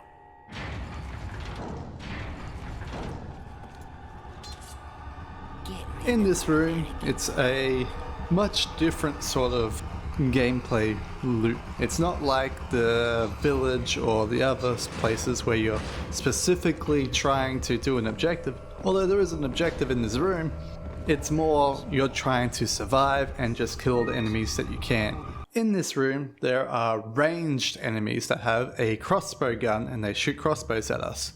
They have a very cool AI. In the square room, they always try to be on the diagonal opposite from where Leon is in order to shoot him from the safest position. So in order to counteract this, they have these candelabras above them that you can shoot. They'll fall down and burst them into flames.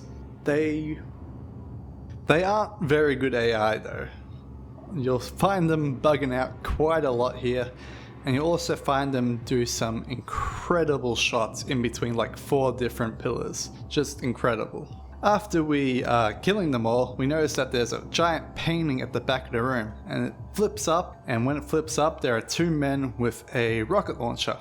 And they fire at us. Now, we have 2 choices here when they show up. We can either run away and hope to survive the rocket, or 2, we can try and shoot the rocket midair. Yes, it is possible to shoot the rocket midair and blow them up. It doesn't do anything because 2 more just appear the next time the painting flips up. And turns out the rocket only has 1 shot either way, so running away is genuinely the better course of action. Once we've cleared out all the enemies in the room, we now have to deactivate the security system in the room. We head towards the back of the room where the painting is, and there is a security button there. We press it, it turns off the security in a different room. We head towards that other room, and then bam, the painting flips up again. 2 more guys with rocket launchers. We have a choice. Do we quickly turn and shoot them? This is a bad choice. You should just run away. We head into this next hallway. We deactivate the security system again, and as we exit the doorway, where the important key item is now 2 guys with a rocket launcher again. The best course of action is to just back the fuck up and the door shuts in front of you and you're completely immune to damage. We collect this item and we then continue forward. Continuing forward, we are now outside again and we're in I'm not quite sure how to describe it, but imagine we're in the keep of the castle and there happens to be a outside exposed hallway. So like one side of the hallway is exposed and the other side is flat castle wall, and it protrudes above you to give you cover from rain and weather and whatnot. As we head down this way, we get a call from Salazar, who has overtaken our comm system. And Salazar calls us to inform us that we'll never work out his very complicated maze. His very complicated hedge maze.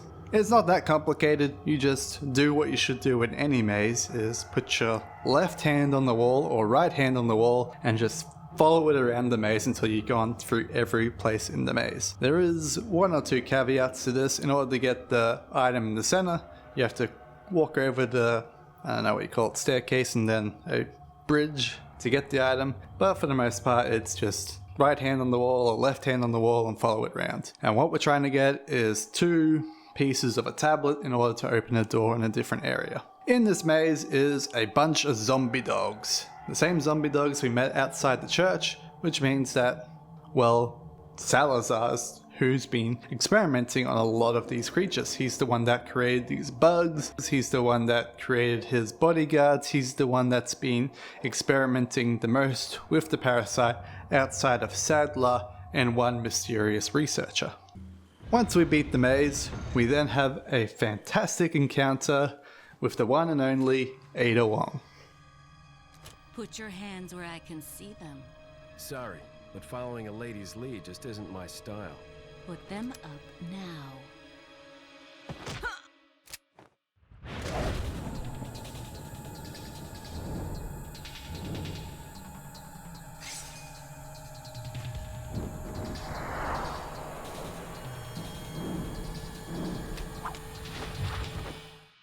bit of advice. Try using knives next time. Works better for close encounters. Leon. Long time no see. Ada. So it is true. True? About what? You, working with Wesker. I see you've been doing your homework. Why, Ada? What's it to you? Why are you here? Why'd you show up like this?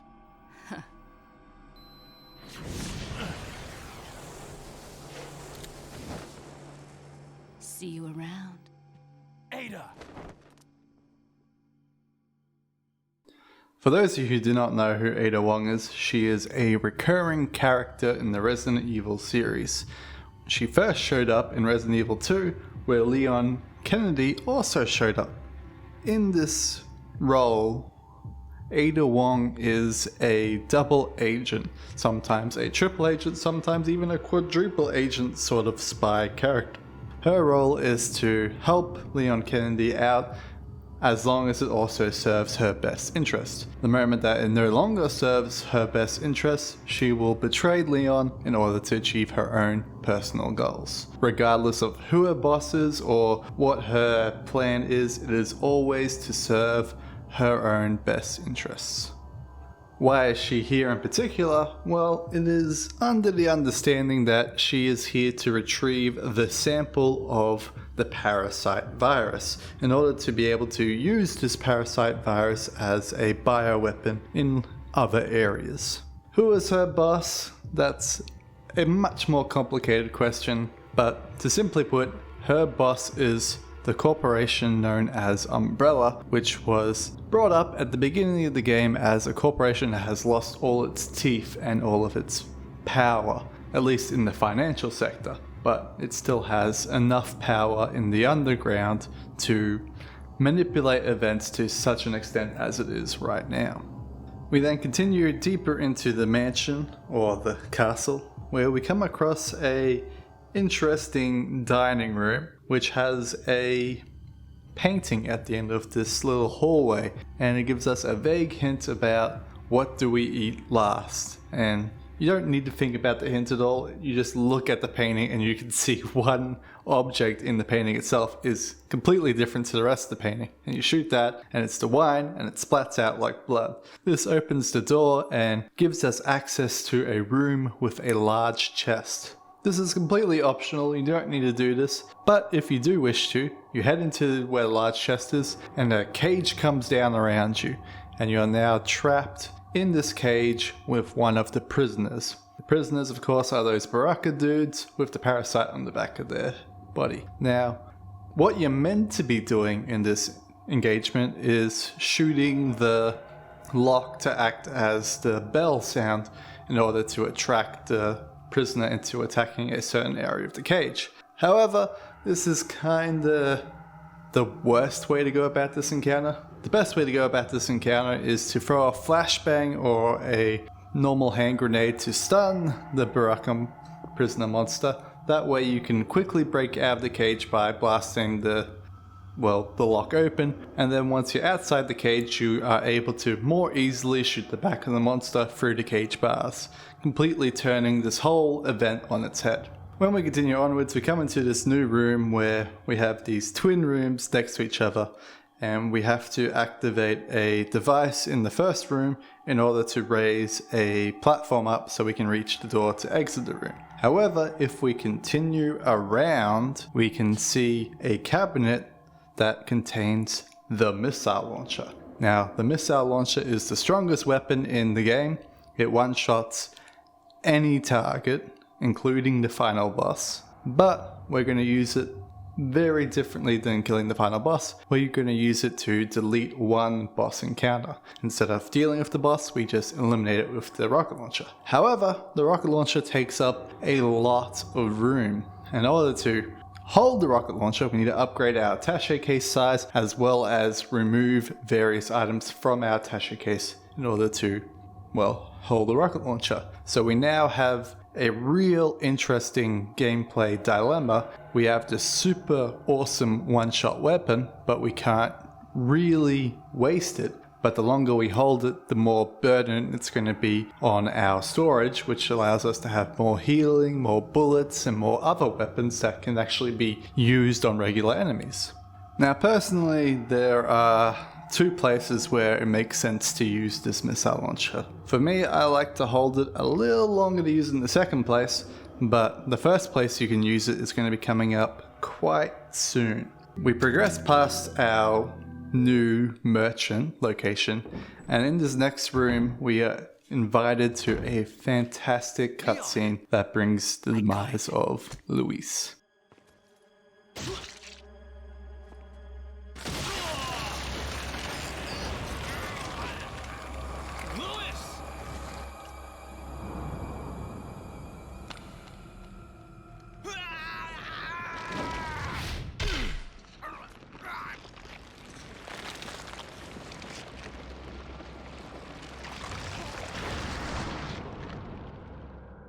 Now that I have the sample, you serve me no purpose. Sadler! My boy Salazar will make sure you follow the same fate. Stay with me, Louis. I am a researcher, hired by Sadler. He found out what I was up to. Don't talk. Here. It should suppress growth of the parasite. The sample. Sadler took it. You have to get it back. Louis! Louis!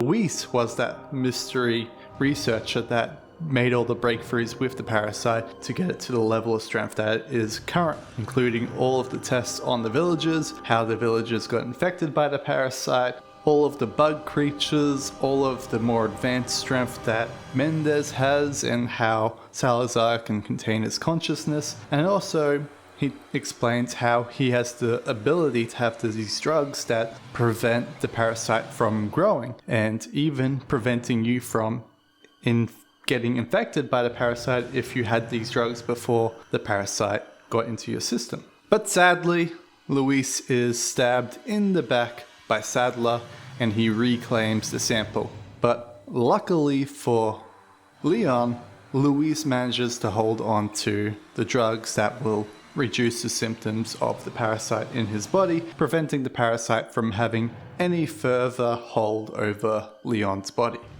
We then get a quiet moment to mourn Luis, but we are quickly then brought to reality by Ashley calling out for Leon for help. Yes, at the bottom of this room, we find Ashley tied to the wall by the hands that captured her earlier in the game. Presumably, this means that we have finally gone to the other side of the wall from that hallway. Talk about near-death experience. Ashley, get out of there!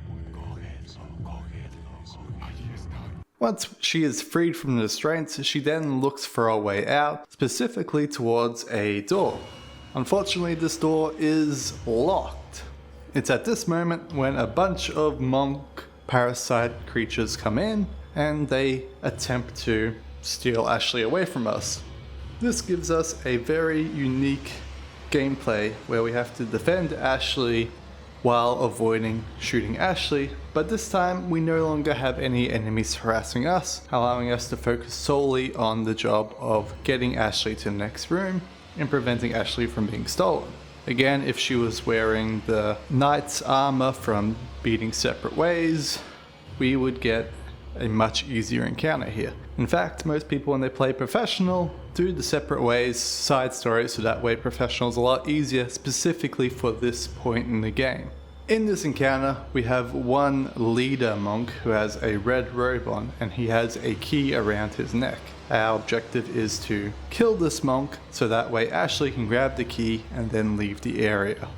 Once this happens, we are perspective changed to Ashley, and we are now playing as Ashley, and her encounter is very close to how they envisioned the Hook demo, where it is a more puzzle-based survival experience where you have very limited options to defend against your attacker, much like I said before in Resident Evil 7, where fighting Barker isn't usually the correct choice. Instead, you're better off stealthing around Barker and completing objectives without engaging with Barker directly. However, in this game, we don't really have any offensive abilities like we do in Resident Evil 7, so our job is to avoid the zombies, except for we can't avoid the zombies because, well, we don't really have a stealth button in this game.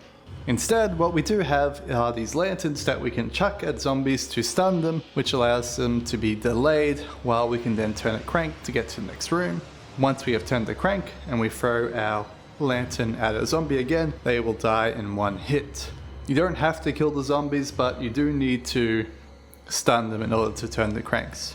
Once we have turned the cranks, we then get to this next room, which is completely empty and is very much another puzzle room. In here we learn about Ramon Salazar and how he got his race to power, which I have already told you, but to briefly recap, he found out that the parasite was sealed by his family very long ago, obviously because the parasite infected the people of the village, which turned them into these monsters, and in order to prevent this from spreading, they, well, put all the parasite rocks in a mine shaft and then collapsed the mine shaft on top of it and then built a castle on top of that in order to prevent the parasites from escaping. Salazar read about this in his family's history and then unearthed it in order for Sadler to gain control of the parasite's power.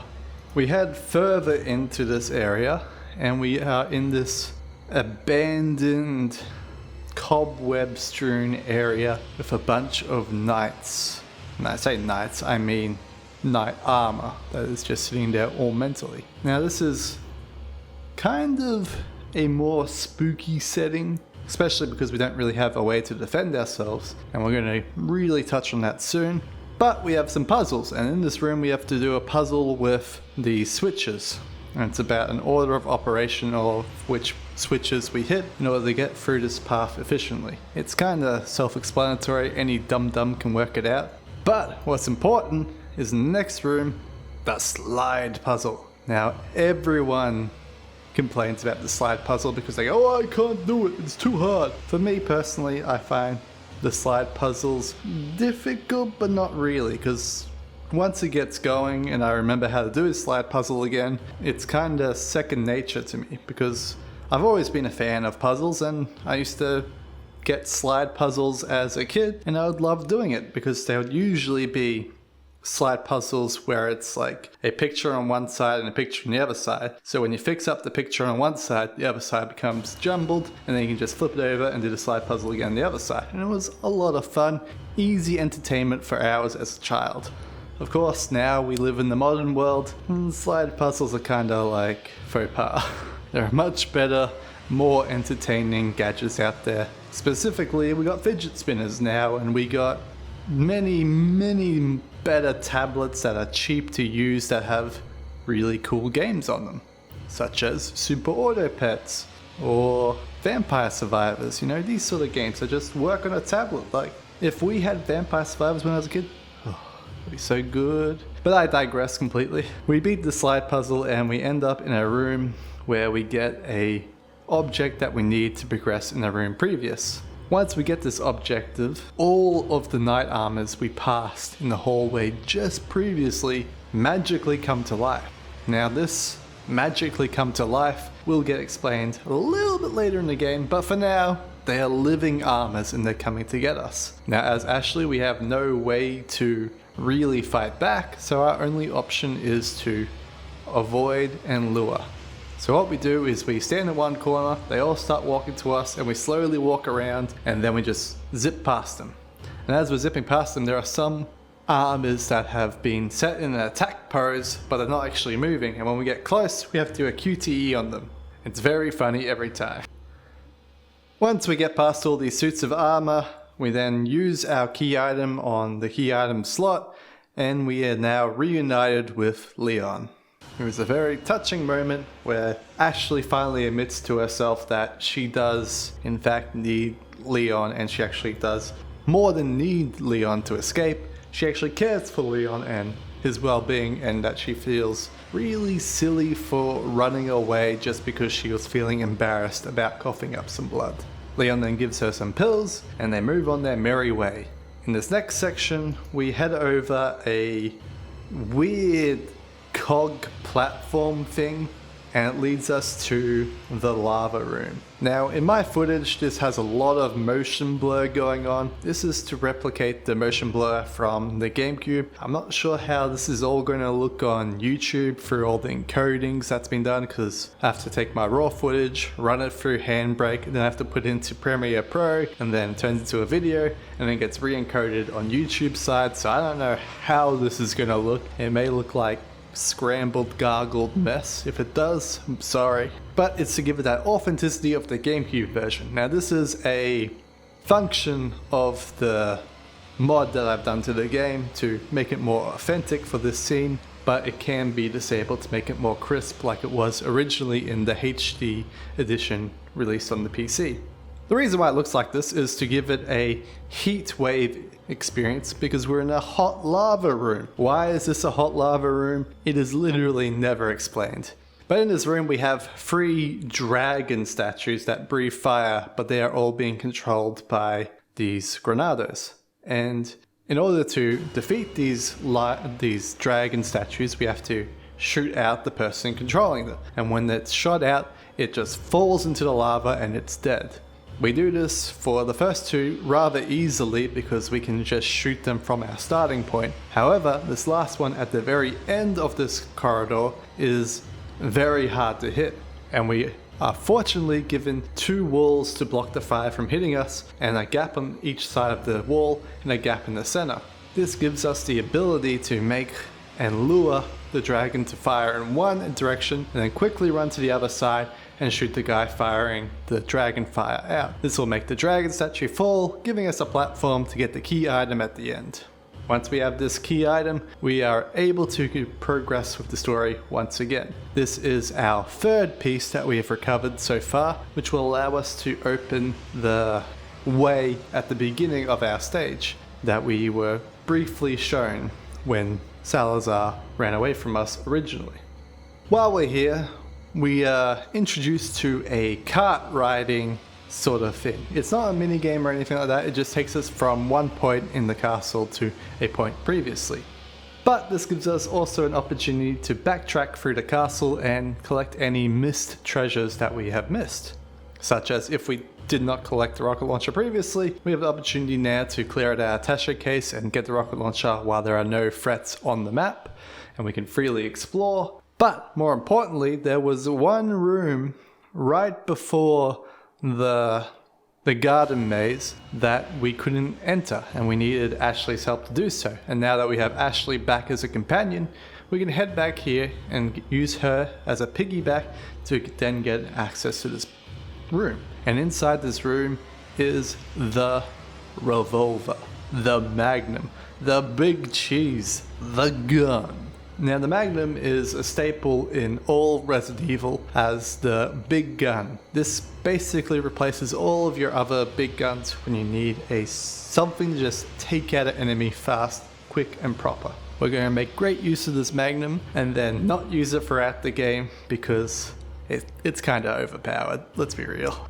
After we get this Magnum and all of the other key treasures that we missed throughout the castle, we head back to the beginning area where we have this ornate little picture frame thing, and we insert the 3 goat's head, snake head, and lion's head into this picture, making the chimera complete, and it opens up the pathway. We then head through this pathway and we find another one of these carts that we have ridden before, but this takes us to a completely different area, much deeper into not the castle itself, but a mine area that's connected to the castle. In this area, we now have a interesting choice again. We can go left, we can go right, we can go forward. When we go forward, we meet a bunch of guys and they are defending a doorway. Once we take out these guys, we can't open this doorway and we are given 2 statues. One is talking about needing a queen cup, and the other one's talking about needing a king's cup. We then head back to the beginning, and we have our choice of going left and right again.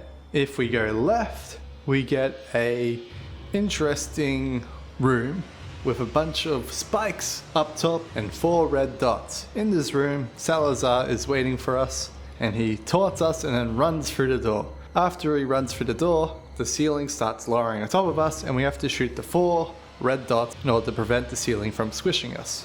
Once this done, we continue forward a little bit further, and we are in a hallway. As we're heading through the hallway, we go through a doorway, and suddenly a gate falls behind us, separating us from Ashley. Ashley is now in danger as this weird mining contraption slowly starts spinning towards her.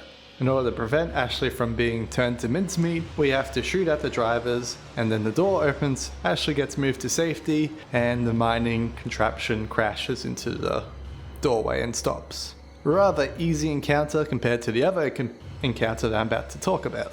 If we go to the right side instead, we have a completely different room which is filled with suits of armor. Now I recommend leaving Ashley outside of this room, otherwise this encounter is way harder. So we leave Ashley outside, we enter inside the room, and we pick up the Queen's Cup. And once we pick up the Queen's Cup, all of these suits of armor suddenly come to life and attempt to kill Leon. Now these are the same suits of armor that were attacking Ashley before, but we're going to find out how they're being controlled. We shoot the suits of armor in the head with a large powered rifle, including either the sniper rifle, the magnum, or the shotgun. This creates a lot of noise which causes the parasite to pop its head out of the armor itself and expose itself. We now find out that the armor is being controlled by the parasite itself. We then can either destroy the parasite by blasting with a bunch of bullets, or alternatively we can use flashbangs. Now we know flashbangs instantly kill parasites, so ergo right here will instantly kill the parasites inside the armor. And it does so, making this encounter way easier than it would be. However, it is still a difficult encounter because we have to at least shoot all of the suits of armor's head once, and we want to be efficient, so we want to shoot a few of them to get a few of the parasites exposed before throwing our flashbang in order to proceed. Now that we have both the King's Cup and the Queen's Cup from these 2 side rooms, we can then place them on the altar, giving us access to the next room.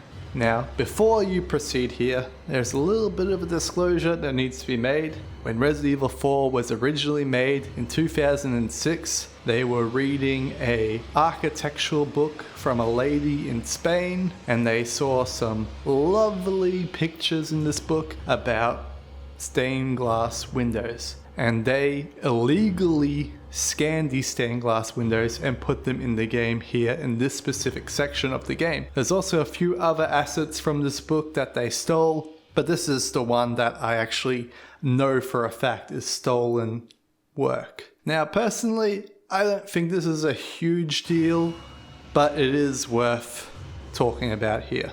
And when we enter the room proper, Ashley is stolen away by the bugs. Now that Ashley has been stolen away by these bug creatures, we now have to deal with the bug creatures ourselves. But fortunately, we no longer have to worry about Ashley following us around, allowing us to more quickly maneuver and have better control of Leon. In this area, we have to turn a lever which will lower a drawbridge. But this drawbridge gets stuck, and we notice that there are 2 chains attached to the wall where this drawbridge is dropping, which gives us the very obvious idea of shooting these chains, allowing the drawbridge to completely collapse, allowing us access to the next area.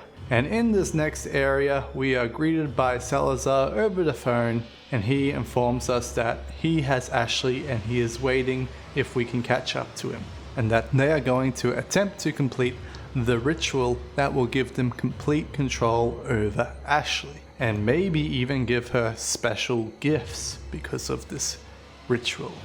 This next section is one of the very cool sections of the game. It has 2 catapults on one side of the keep, and there is another towerette in the center area that we need to climb up.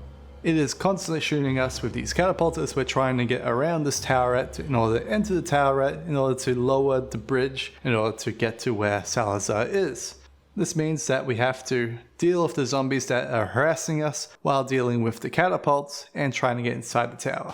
Once we're inside the tower, we find it's a clock tower and there is these clock mechanisms that have been blocked by woods. Except for we only find out that this is how this works once we get to the top of the clock tower and read a note about how they're trying to slow down the American by blocking this mechanism with these woods. We then destroy the 3 bits of wood. This causes the zombies to then invade the tower, which we then have to fight our way down the tower we just climbed up while killing all the zombies. Once outside, we have the drawbridge now fully open and we have to fight our way across it. This is a quite tough encounter and it is designed for us to quickly run across, much like we did when we originally came into the castle area. But as before, we can kill all the zombies here. Of note, there is one zombie that has a rocket launcher that we need to be most careful of. You can tell he has the rocket launcher because he has a giant goat skull armor helmet that protects him from headshots. This doesn't mean that he's completely invulnerable, it just means we can't instantly kill him with a sniper rifle to the head. Instead, we have to waste a few shots on his body in order to kill him. Once he is dead, we enter inside the building and we are greeted to Salazar running away very quickly yet again, and we have to deal with his final guards of this castle. That includes 2 of these prison guys that we have fought previously, one with more different armor and one with the regular armor. They both are essentially the same though. They have the same vulnerability, but it's more of a way for the player to understand that they are 2 different creatures and that you can tell which one is which just by looking at their garb. So you don't have to share the load and go, oh, did I hit that one only once? Or was it this one that I hit only once? But now that they're completely different garb, you go, oh, that's the one I've been targeting, that's the one I haven't been targeting. Makes it much easier and clearer language to the player. At the end of this room, we are reunited with Salazar, and he has Ashley in his clutches with his 2 bodyguards standing guard. We stand over a very conveniently placed rug in the middle of the room, and we are dropped, much like Mr. Burns drops people in The Simpsons. We get a fantastic one-liner after a quick QTE event. Where's the satisfying sound of one's impalement? Don't fall for this old trick. How dare you! No more games! Kill him! Kill! Quickly! We shall prepare for the ritual! This proves the game really understands its comedy. Much like Hi-Fi Rush's comedy was top-notch, it is top-notch right here.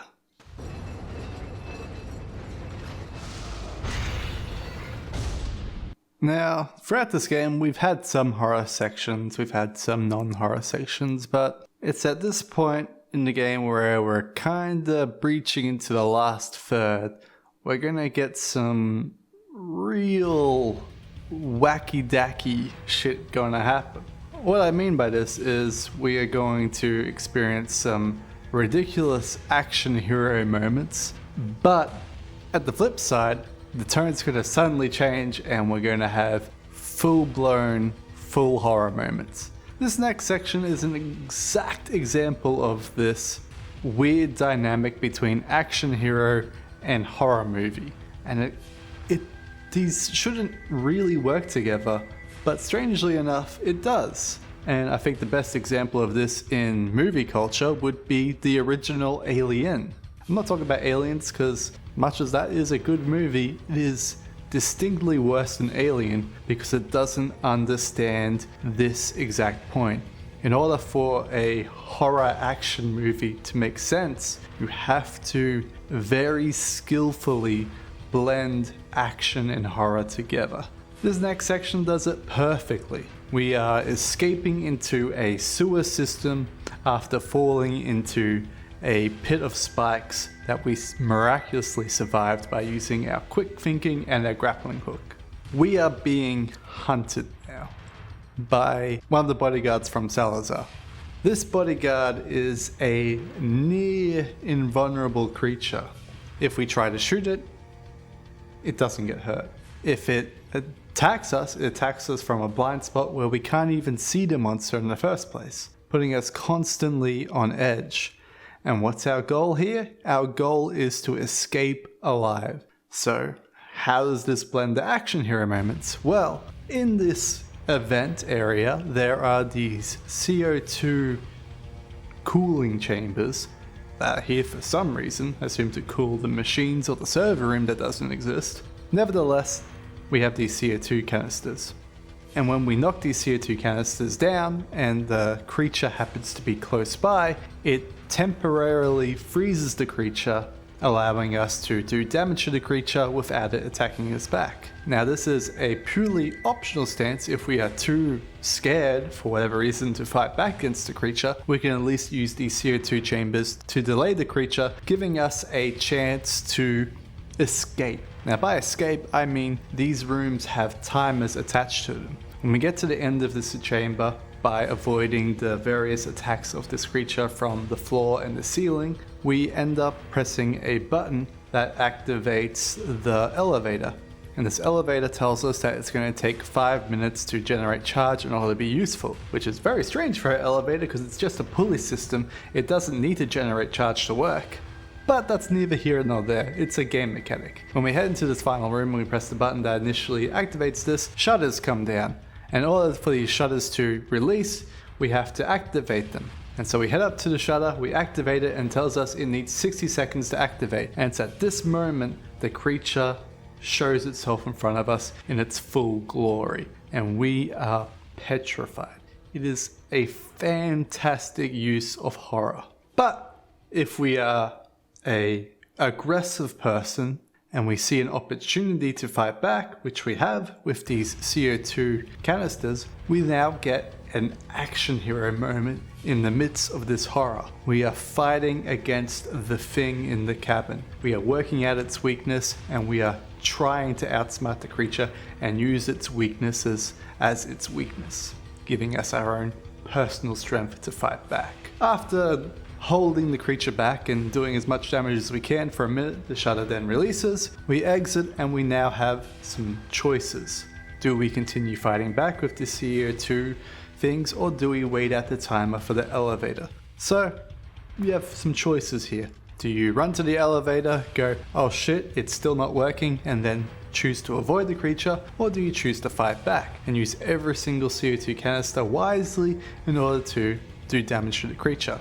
This creature is actually killable. This is where I was talking before about how we can use the missile launcher. If we want to, we can immediately delete this encounter. We get to our first CO2 machine, we knock it over, we pull out the rocket launcher, boom, creature is dead, problem is solved. Or we can hold on to the missile launcher for later. I choose to hold on to the missile launcher for later, and I take out the creature the hard way. I use every single CO2 canister and I blast the shit out of it with my sniper rifle, my magnum, and my shotgun.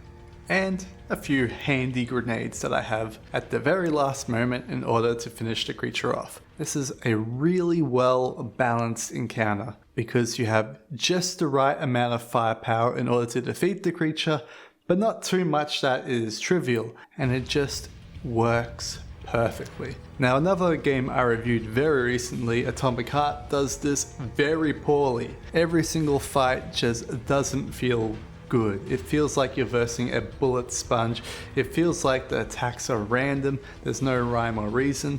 But this encounter shows that boss fights can be done correctly in an FPS setting. You just have to create these situations that make sense for weak states and vulnerable states and stun states that work perfectly. Now, that being said, Atomic Heart does do this occasionally. It wants you to use your frost powers and your I don't know what you would call it, like plasma powers to shoot water on the creatures to weaken it and slow it down. But these are more internal factors of your character rather than external factors of the field. Now, one of the boss fights, it's a rolling enemy and it crashes into stuff. That sort of makes sense, it works out properly, but it's still not quite right. Whereas this encounter, it's perfect. It's fantastic design. It It seems that Salazar is having difficulty taming the American pig. Salazar had his chance. Krauser, go get the girl. Oh, and dispose of the swine while you're at it. Consider it done.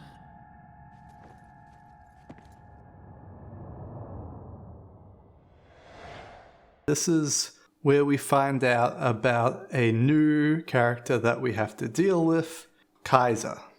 Kaiser is a henchman of Sadler who is either trying to get something over Sadler in order to get something back. Now, we find out later that this Kaiser is working with Ada and originally was brought to these people in order to gain access to the sample in order to bring it back to Umbrella itself. Of course, he is being manipulated by Sadler in order to further Sadler's own goals from outright. I'm going to bring this up because it has a cutscene with him here anyway. We exit the elevator and we find ourselves in a mine, and in this mine we find out about the genealogy and history of the parasite. The fact that this parasite was mined up by these villagers from Salazar's request, and these creatures, as they were mining it up, became infected by the parasite. That is why the villagers are not as powerful as some of the other creatures, especially the monks in the game that have generally more HP and more powers, and another group that will be introduced later on. It feels like they were more of an accident rather than a specific outbreak. This is very reminiscent to the original outbreak in Raccoon City, where the general populace, they were infected with an accident strain rather than the actual more powerful creatures that were genetically created, such as Mr. X, Nemesis, and I forget what the scientist's name is called, but him as well. They were all genetically created, whereas these villagers and the original zombie outbreaks in Raccoon City were more of an accident. This gives you a little bit of cause to maybe not be super aggressive against the villagers, but you know, they are the enemy and we have to defeat them in order to progress.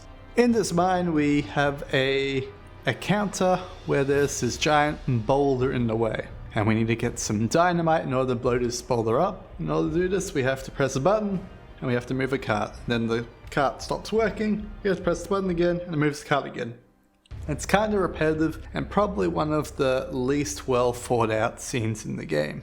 But it is still, you know, an enjoyable encounter itself because the gameplay in this game is fun nonetheless. Immediately after this room, we get a awesome encounter instead. There's another lava room, so I apologize if this footage doesn't work quite well on YouTube. Hopefully it's fine. And in this lava room, we have to fight two El Gantes. Now again, these El Gantes are dressed differently. Now you may say, oh, that's because this one's a combat El Gante and this one isn't a combat. No, it's just so that the player can understand they are fighting an El Gante. The two El Gantes are just differentiated so you know how you're spreading your damage on each enemy, so you know to focus one over the other instead. But what's cool about this encounter is this giant metal pit in the middle of the boss area, and we have a switch that we can pull, and when we pull the switch, if the El Gante happens to be standing on it, they fall into the lava and die. Now what's even cooler is if you go too close to lava while it's still dying, El Gante grabs you and pulls you into lava. I think this is one of the coolest deaths in this game, and there are a lot of cool deaths in this game, but this one takes the cake. We then have to fight this final El Gante, but we are fighting it genuinely without any external help. In the first El Gante fight we have a dog distracting. In the second El Gante fight we had boulders that we can drop on top of El Gante in order to stun him, in order to get some damage on El Gante. Whereas in this one it's more of a imono fight with El Gante.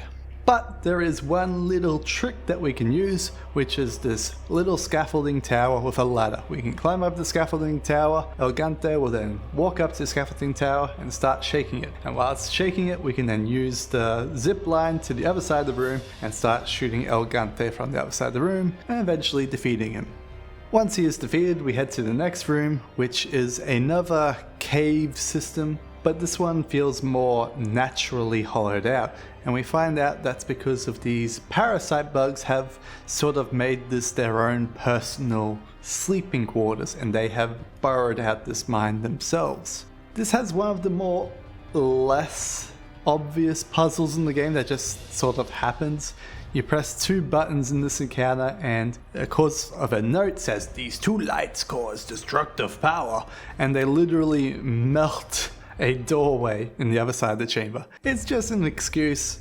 This wackiness is, like I said, this shit gets wacky at the end of this game. And here is a very good example of it. Through this doorway we then have these slamming totems in the ground. They act much like the axes that were swinging in the previous room that I died to, but these ones are a lot easier. When they are down, they won't do any damage to you, so you can just start sprinting directly into it, and as it goes up you can sprint underneath it and you're now at the other side safely without getting hit. It's fairly easy. It has like a little tricky section next bit where we have to like climb up or climb down while it's slamming, and there's this one where we have to pull a lever and it creates a gap in between 2 pillars slamming down, but it's kinda easy, so I'm just gonna move past it.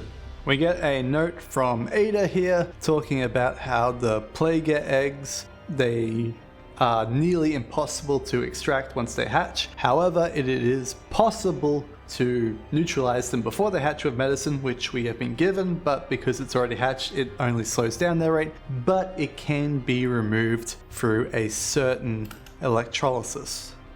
After this, we are now back in the outdoor area, and it's near the castle grounds. You can see the castle grounds if you look around. This area is sort of out of place, but it leads to what is actually the royal tombs of Salazar's family.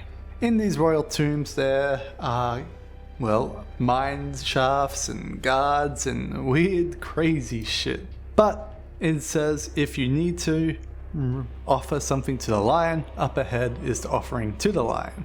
We head inside and we find the crypt of the royal family here, and we have to fight some chainsaw motherfuckers. There's 3 of them in this room, but they are fairly easy to take out because one we can see from the window and we can just snipe from ages away.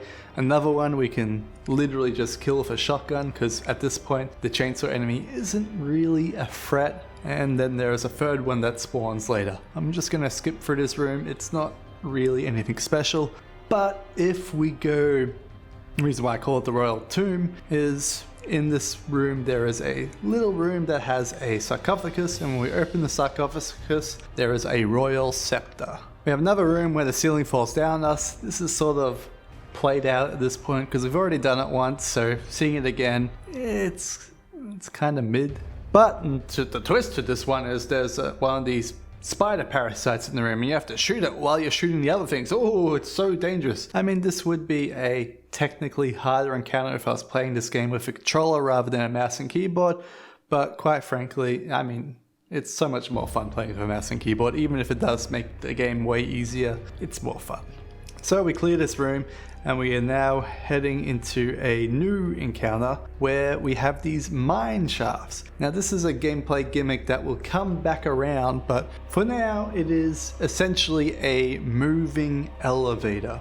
Now we have this gimmick quite a lot in JRPGs and stuff where we get on this very slow moving elevator and enemies sort of come and attack us. It's even in Half-Life 1 where a bunch of head crabs like jump down the elevator and try to attack you as the elevator is slowly moving down. It's really played out, but in this case it's kind of cool because we're in a mine shaft, it's moving forward and these zombies try to jump onto the mine shaft to attack us. We can shoot them before they get on the mine shaft, making the encounter easier, but we lose out the reward from killing them. And at the end of the mine shaft we have to jump off and survive in a QTE event, which again, QTE events kind of hit and miss, but you know, it's still cool that it's here. There's also another cool thing in this mineshaft thing. In order to make the minecart start moving, we have to shoot the lever. It would be cool if throughout this minecart event we had to shoot a few more levers while it was driving in order to make it turn left and right. Who knows, maybe in the remake this will happen, but it's just a dream. After surviving this mineshaft, we are given the offering to the lion. And we head back outside and we give the offering to the lion door, and we can now proceed back into the castle grounds. Now we get into what I was really talking about, the wacky. We have this giant statue of Salazar. Now Salazar's a small dude, but this statue is huge. It's a very obvious Napoleon complex. A small man thinking he's bigger than he is, but he's very angry that he's small. I don't know if that was actually Napoleon's complex, but it is still an obvious analogy in this case. We have to then activate this statue. Well, not really activate the statue, activate switches on the other side to make the statue's arm move up and down and left and right in order to activate switches to make the platforms raise so that we can leave this area. There are of course zombies trying to stop us in this, but nevertheless it is fairly simple. But as we are leaving, the statue comes to life and chases us down, which is freaking hilarious. Unfortunately, this is one of the hardest QTE events in professional difficulty, because in professional difficulty they make all the mashing events harder and all of the timings for like dodging boulders and stuff more tight. And this is the hardest part in the video game if you're playing on professional. If you're playing on normal, it's fairly simple. You just play it normally and you can just do it.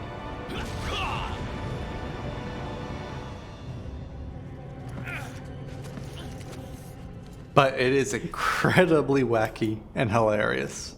After narrowly escaping the giant statue of death, we come to a final tower in the Salazar castle. Salazar is here. He tells us he no longer has Ashley, but he will conduct a ritual on her anyway at the top of the tower. So we chase after Salazar to the top of the tower and we get a very hilarious Donkey Kong reference where they are pulling a lever and a barrel comes down as we're trying to climb up the tower to get Donkey Kong. But instead of getting Donkey Kong, we're getting a little midget. I regret saying that, but you know, he's a small person.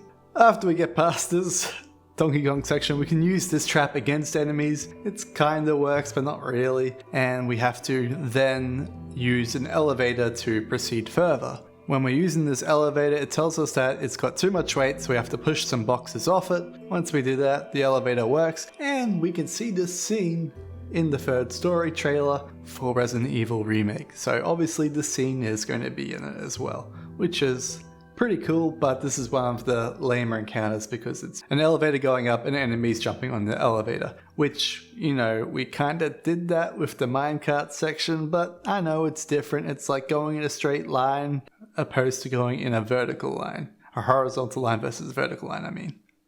Once we get to the top of this tower, we climb a little bit more on the outside and we encounter Salazar for the final time.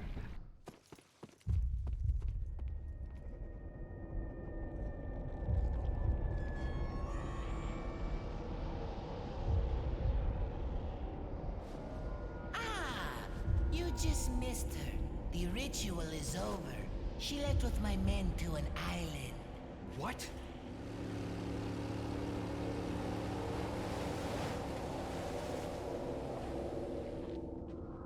I think it's time I paid my due respects towards your impressive and stubborn will. Mr. Kennedy, welcome.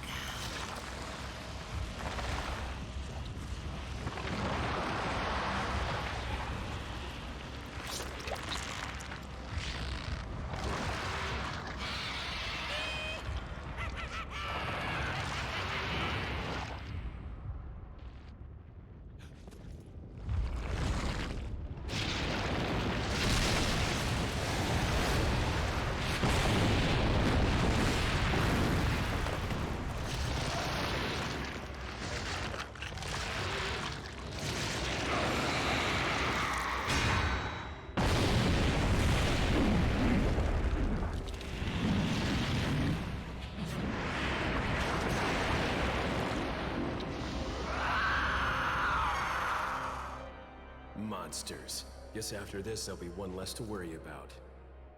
In this throne room, he tells us that he's already completed the ritual upon Ashley and that Ashley is now under their control. It is unclear whether or not he is bluffing here, but he says, Sadler has told me that I have to take you out.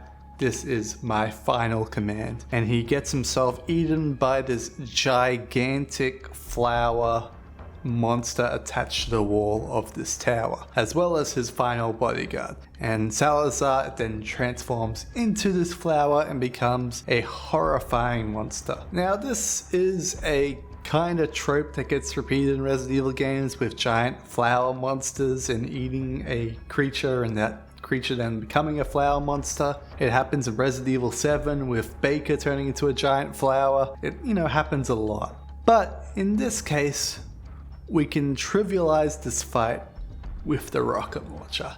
This is where I saved the rocket launcher for, because this fight, while it isn't hard, it's kind of tedious and not very fun. What you're meant to do is you shoot the eye, it exposes Salazar's body, you then shoot Salazar's real body, and then protect Salazar again, you have to shoot the eye again, and then rinse and repeat. Instead, what I do is I shoot the eye once, it exposes Salazar's body, I pull out that rocket launcher, and I blast Salazar to hell. And that is the end of Salazar, and that is the end of the castle area. Thankfully, at long last.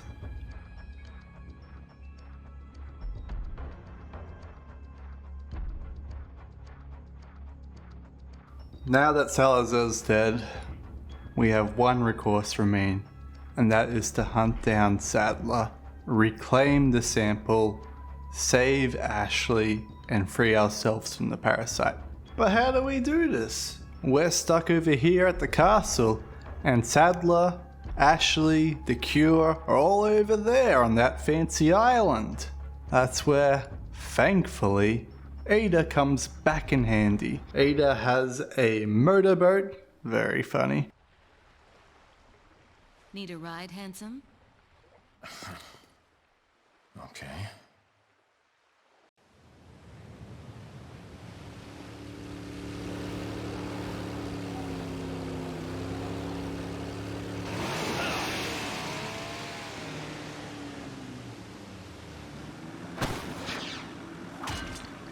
Got some business to take care of. See you later.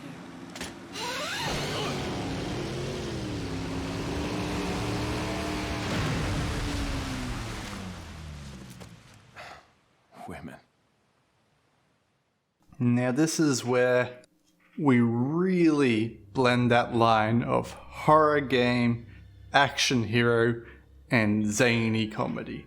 We're going to have some ridiculous characters, we're going to have some crazy fights that are just way over the top, and we're going to have some of the best horror in video gaming that not even Dead Space could copy. They tried, they failed, they will never match up to this. This island is Sadler's island. It is his military base. This is his final true base of operations, where he planned to attack at the American world, the European world, the Japanese world, but specifically the American world, because this is, all intents and purposes, a political thriller when it comes down to it. Now, how can you say that? Well, let's be brutally honest.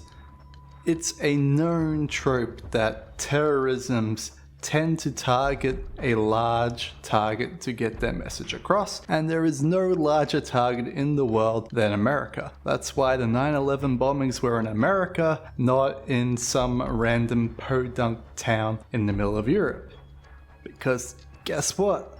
If they bomb a random town in the middle of nowhere, nobody's gonna care. Look at the Syrian conflict currently going on. Not many people care. Look at the Ukraine conflict going on. People care, but for different reasons. It's not as straightforward. However, America, huge target. You get your message across that we mean business.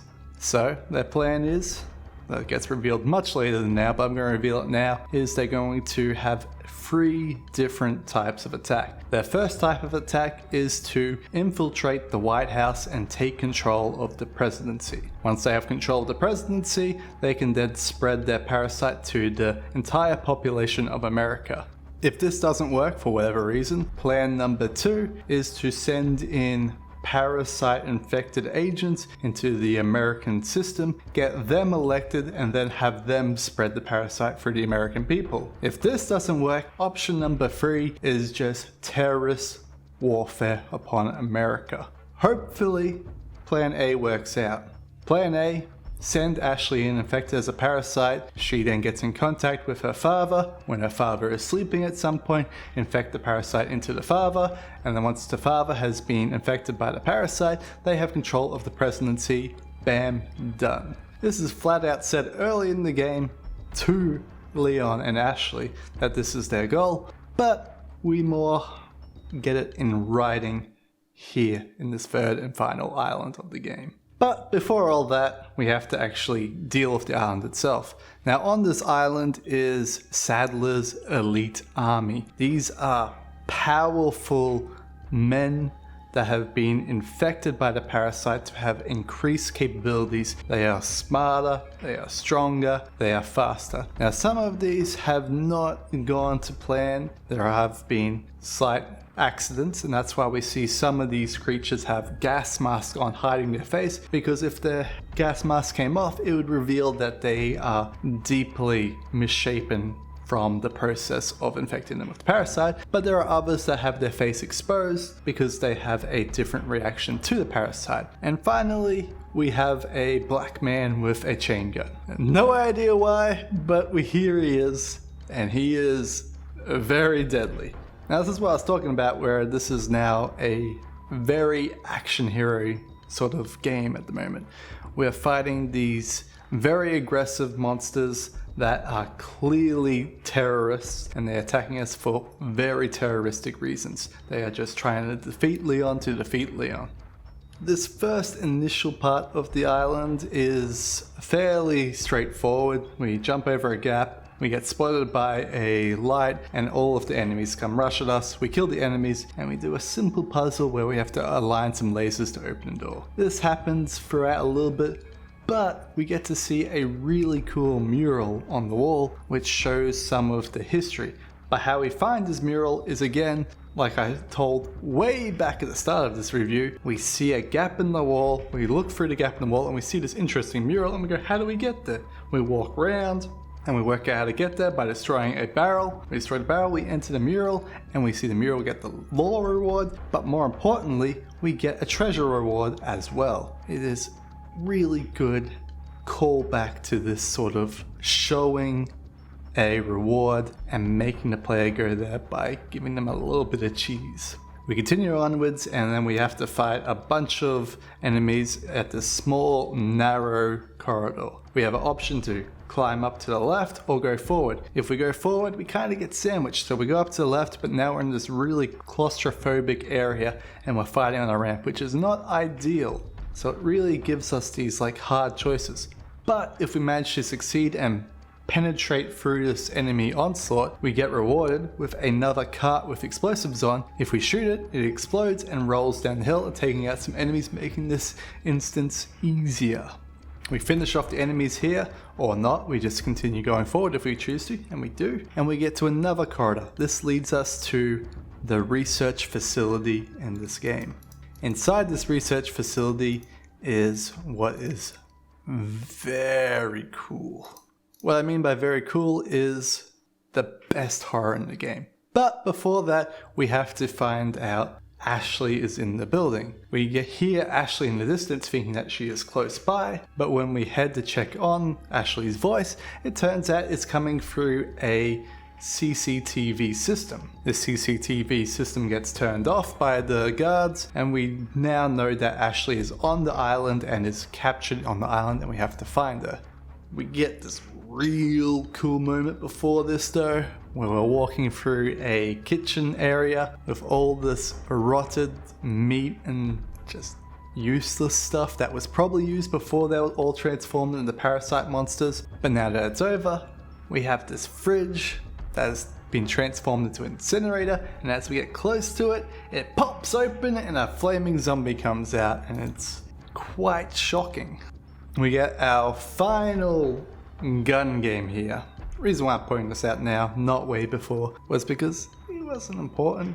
But throughout the game, there's been several gun mini games where we have like a shooting gallery, and if we get a perfect score or a high enough score, we get prize rewards, and these prize rewards are these little bottle caps of various creatures throughout the game, and we get a little brief description on them, and we can examine them and even play sound effects from them. This is probably my favorite thing in the game because we get the most iconic lines that are very easy to mishear, like cógelo, mátalo, hueo, ahí está. Just, it's so good.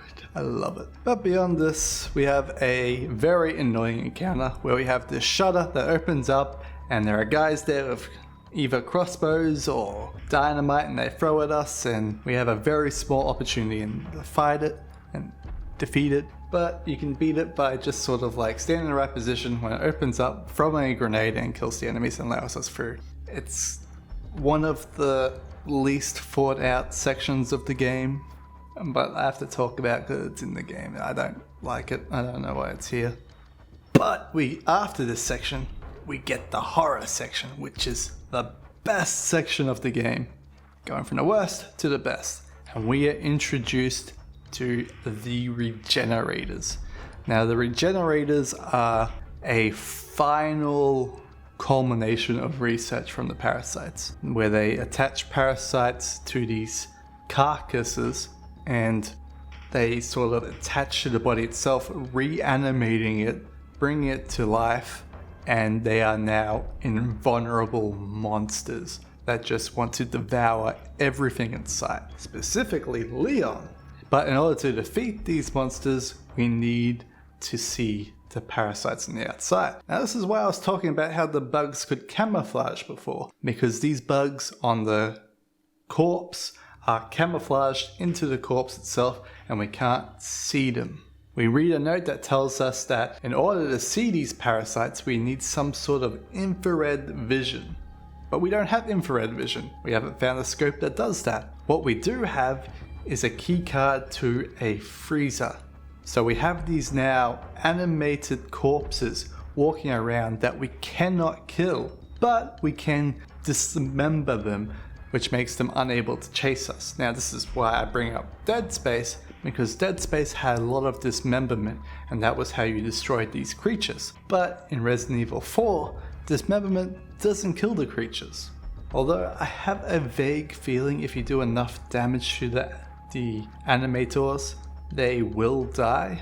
But I didn't want to bother confirming, wasting a bunch of bullets to find out. I just noticed that sometimes the animators would die after killing like 3 of the parasites, but not all the parasites. Nevertheless, we continue running away from the animators without an ability to really kill them, but only injuring them so that they don't hurt us as we get past them. And we then head into the freezer. Inside this freezer is a infrared scope. We attach this infrared scope to our sniper rifle. Now, when I was originally playing this game as a child, I did not buy the new semi-automatic sniper rifle because I went, well, I upgraded my normal rifle. I don't want to sell it and buy a new stupid rifle. I already got one. It works fine. And it did work fine up until this point. So I now have this useless scope that I can't attach to my rifle. And I go, well, why do I have this? Luckily, I could just run past the regenerators. However, there is a bit further on in this game where we have to run away from regenerators while pushing these things into the water so that we can jump across, and it takes time to do so. And it is much easier if we kill the regenerator, but I did not have an ability to kill the regenerators, and that's where my progress stopped in my very original playthrough of the game. Happened in the garbage pit. We'll talk about it later, but like, That was very disheartening on my first playthrough. It was like, oh, I have to stop playing this game because I fucked up at some point. And I wasn't, you know, smart as cookie in the barrel. I wasn't rotating my save like I do these days. So when I get softlock, I can easily, you know, fix it. But, you know, it is how it is. But nowadays, I know, you just have the semi-automatic rifle, which is way stronger than the base rifle, so you should probably sell the base rifle and get semi-automatic rifle. We get the infrared scope, we attach infrared scope to the semi-automatic rifle, and we can now see the parasites that are attached to the regenerators. And there is a bug in the game, and the bug is specifically with this infrared scope. When we aim with the infrared scope, it does not shoot dead center, it shoots slightly off center. I don't know why it's never been fixed, I don't know why it's in the game, but it shoots off center and it becomes really noticeable later in the game when you're shooting at targets further away than like 5 meters like you do here. But we can now see the regenerator parasites, we shoot them all off and the regenerator explodes and gives us a cash prize. These regenerators are now a joke, but it was a really cool horror section of the game where we actually had genuine fear. At least I did as a child. I was literally scared of these creatures as a child. But now, not so much. It's just a nice feeling of, oh, I remember when I was scared as a kid, and that was it. It's nostalgic. We then change our card from a cold card into a garbage card. I don't know why, just how it is. And that allows us to go out the second exit in the room previously, which brings us to the garbage disposal unit. Through this garbage disposal unit, we get a fantastic crane game, which is very funny and very enjoyable. If you are fast enough, you can actually throw every single one of these guys into the pit, but I was mucking around too much too early and I screwed up. After this, we enter into a lab area where we find out more about the regenerators and the parasites themselves and how they're being attached to people. It's not really important, I've kind of talked enough of that to death. But we find out here, very specifically, that Luis's notes are strewn throughout this facility and the next little area. We find Ashley in her cage, her jail cell, and we free her. Leon. You okay? Come on, let's get out of here. We also, at this point, get a note from Ada about what is going on her side. We then have to escape from this facility with Ashley, and in order to do that, well, we have to go through the garbage chute. Looks like this is it. Ugh, it stinks. Sure does. No way, Leon. Way. And once we head to the garbage chute, we get attacked by the regenerator that I talked about before that ended my game. It's this one here with all the spikes on it. It was very scary to me as a child because I had no flash grenades, I had no normal grenades because I used them to get past the regenerators in previous areas, and now I'm stuck with this one. And at the other side, once I got past it, there was another regenerator on the other side, and it was just, oh, as a child. It was annoying to lose here, but as an adult, get past it real easy. We then have a kind of a bad encounter. It's another timed mechanic encounter where we activate a device and we have to wait for the device to be reactivated before we can activate it again. And we can clear this encounter if we just eliminate all the creatures, but it's hard to eliminate all the creatures when we have Ashley with us being a vulnerable target and she dies and then we get annoyed and we have to restart. It's not a well thought out mechanical fight. But it is cool because instead of it being a real obvious timer fight, like it is when we're fighting and escaping from the Scarab bodyguard that is chasing us in the CO2 chamber area, this area instead we have to throw a bowling ball at a wall in order to break the wall to get access to the door. Once we hit the wall 3 times, we get access to the door and we can escape.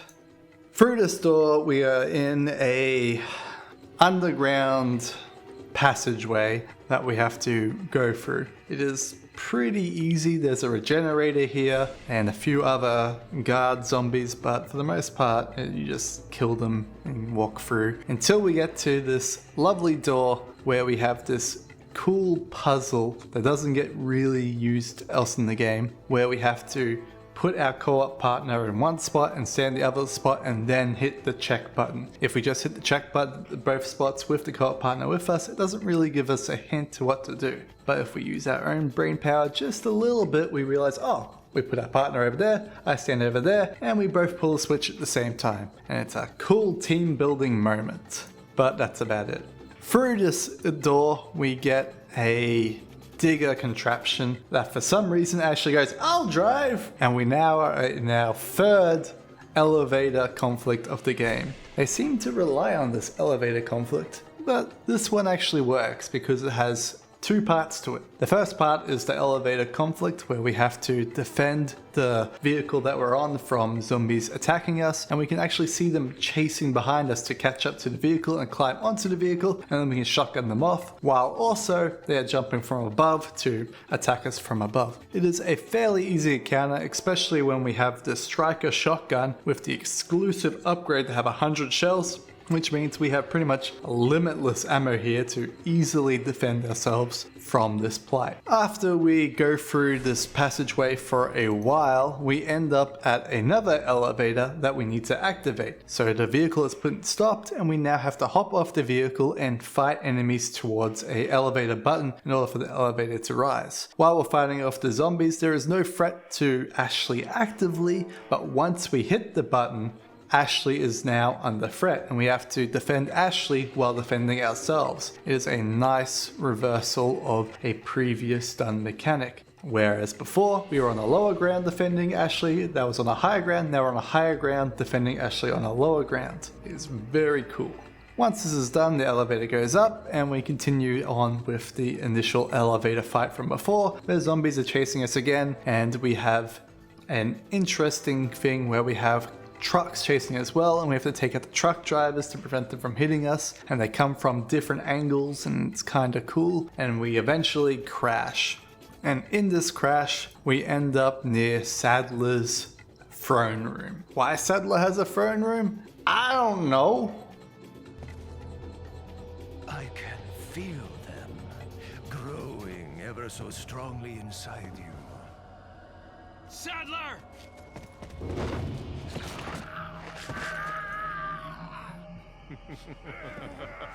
Perhaps you can resist, but you cannot disobey. Now, come to me, Ashley.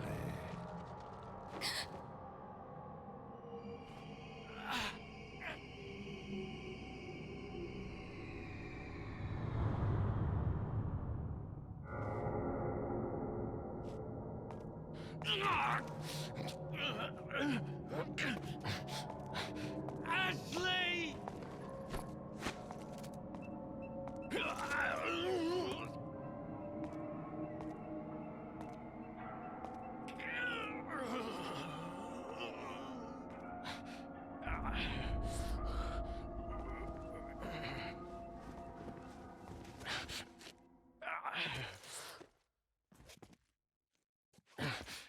It's already begun.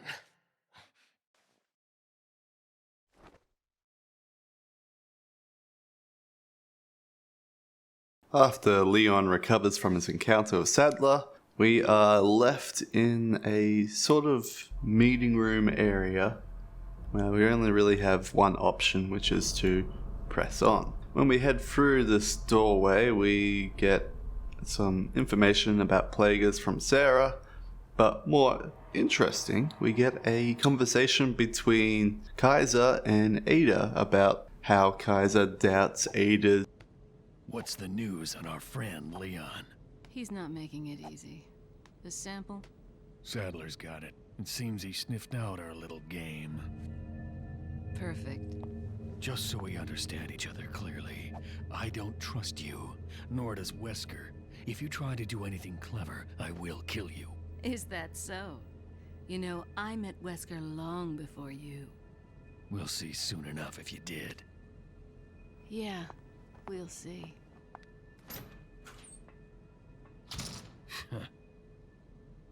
Leon then pushes through a room with some zombies. It's not really anything exciting. It's just more of a buffer room to give the player some time to process what just happened.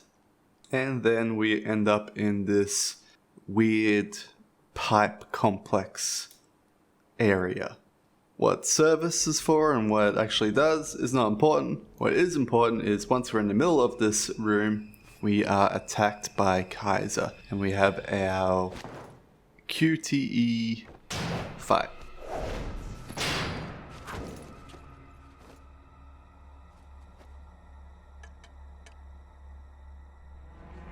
Been a long time, comrade. Krauser. I died in a crash 2 years ago. Is that what they told you? You're the one who kidnapped Ashley. You catch on quick, as expected. After all, you and I both know where we come from.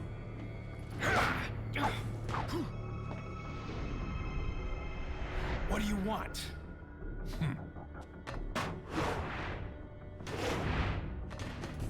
The sample Sadler developed, that's all. Leave Ashley out of this! Oh, I needed her to buy Sadler's trust in me. Like you, I'm American.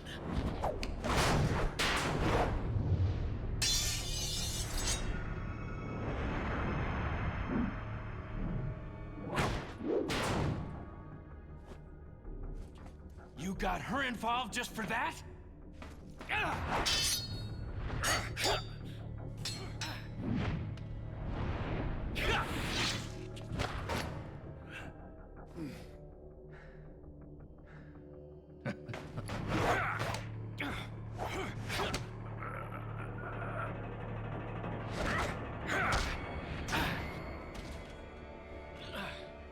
All for Umbrella's sake. Umbrella? Almost let it slip. Enough talk. Die, comrade!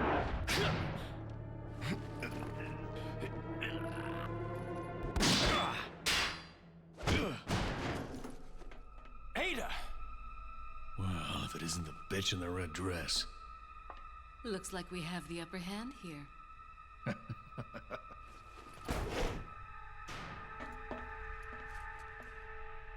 You may be able to prolong your life, but it's not like you can escape your inevitable death, is it?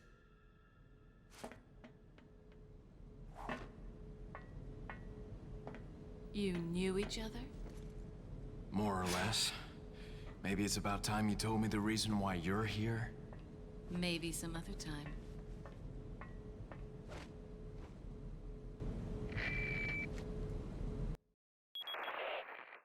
Enjoy the reunion with your old friend?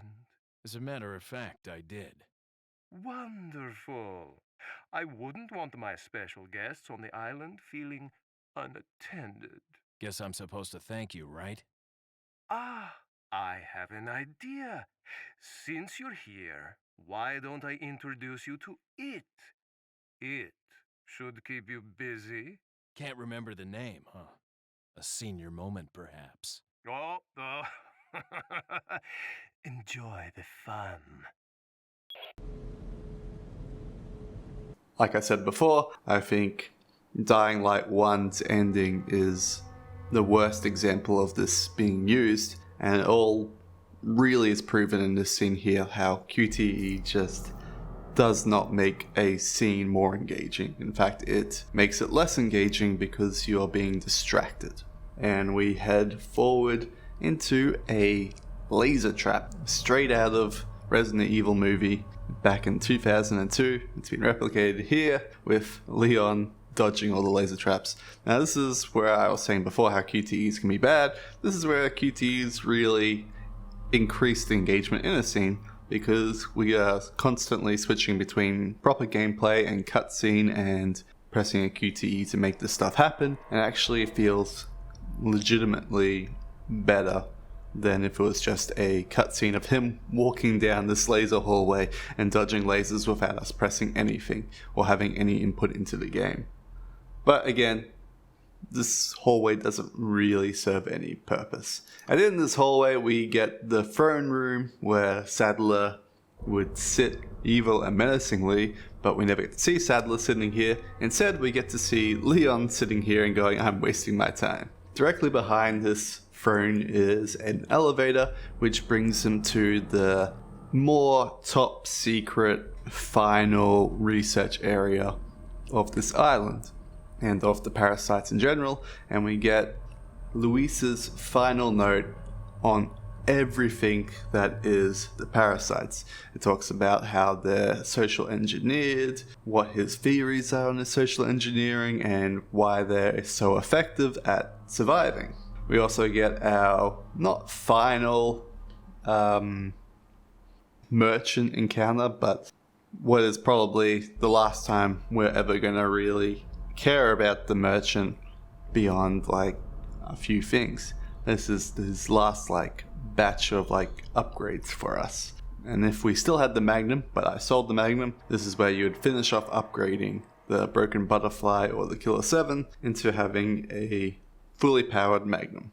Like I said, I think the Magnum's kind of overpowered in this game, so I just tend to not use it and sell it.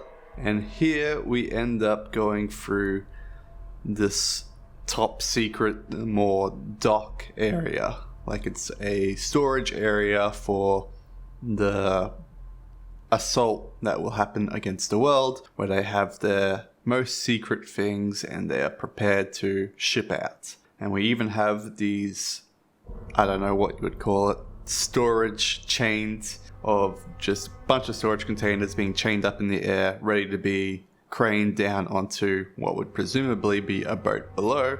But instead, we get a fight with a massive parasite creature, which is very reminiscent of Mendez. I don't know if this creature is Mendez reborn, but more likely it is a final revolution on the research done through Mendez to create an ultimate bioweapon to use in warfare. Of course, he is put up against Leon, our hero, and Leon will inevitably defeat it. In this little section here, it is a semi-timed puzzle where we're meant to be avoiding the ultimate weapon while we are trying to navigate the maze by destroying lights and activating buttons to get through. I'm not going to really talk much about this because it's relatively easy, especially if you do enough damage to the ultimate weapon. He just sort of like fucks off while you do the puzzle. And at this point in the game, you have enough damage to easily make him just run away while you're doing the puzzle. Once this puzzle is done, we quickly jump out the exit and hoping that the ultimate weapon is splattered on the floor below. Unfortunately, he is not, and we have to actually have our final showdown with the ultimate weapon. Here we have a pretty cool boss arena where it's basically a 8 on the ground, and there are 2 gates blocking one of the accesses to the half of the 8. And once we activate a switch, those access gates come up. We now have full access to the 8, so we now have a courtyard that we can use to run away from the ultimate weapon while shooting at the ultimate weapon. We eventually kill the ultimate weapon with the aid of some explosive barrels, but mostly just by blasting it a lot with shotgun shells or sniper shells and the like. We then have the choice to head back here and go throughout the island and collect any treasures that we've missed, but I've did a pretty good job, I think, of getting all the treasures, and it's better off to just move forward. Once we head forward, we are back outside and we're in a weird camp area of these commandos, as well as what looks to be some ancient ruins. What these ancient ruins actually are, I have no idea. It's never really explained in the game, it's just sort of an arena. And in this arena, we are challenged by Kaiser in a more agent-style duel. Like imagine 007 versus 006 sort of duel. So, you two are all hooked up now, is that it? Where's Ashley? Do you really want to know? She's beyond that gate. But you'll need 3 insignias to open it. What are you gonna do, Krauser? There's one in the north, and the other in the east. And let me guess, you got the last one. It pretty much means you're on a tight leash. Sounds like you thought this one out pretty well.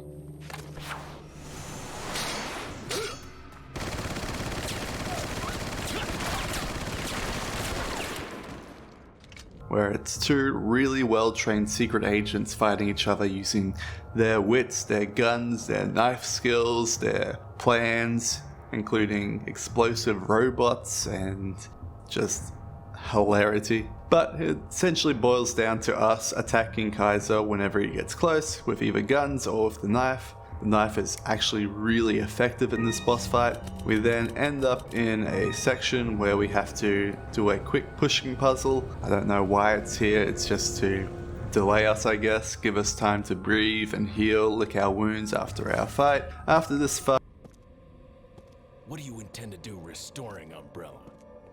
To bring order and balance to this insane world of ours. A psycho like you can't bring order or balance. You don't seriously think a conservative mind can chart a new course for the world, do you?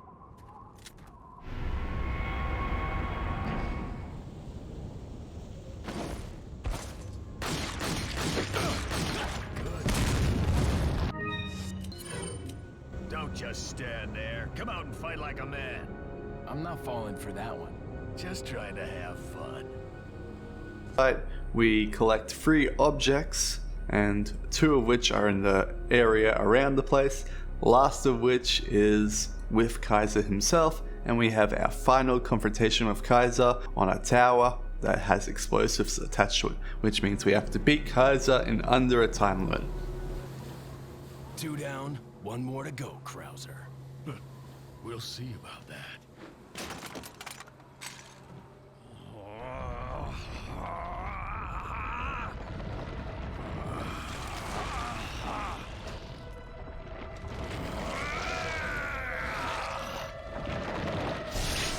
Witness the power!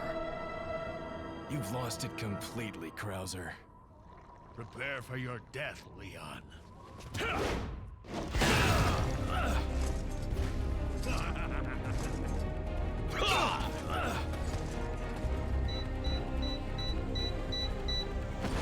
Now Kaiser, once he is transformed, has a metallic shield which blocks bullets, except for it is a shield and it doesn't cover his whole body, so you can shoot his feet very easily, and when he gets close you can slash him with the knife and the knife goes through the shield. So it's a cool as fight, but it's not, you know, the best fight in the world.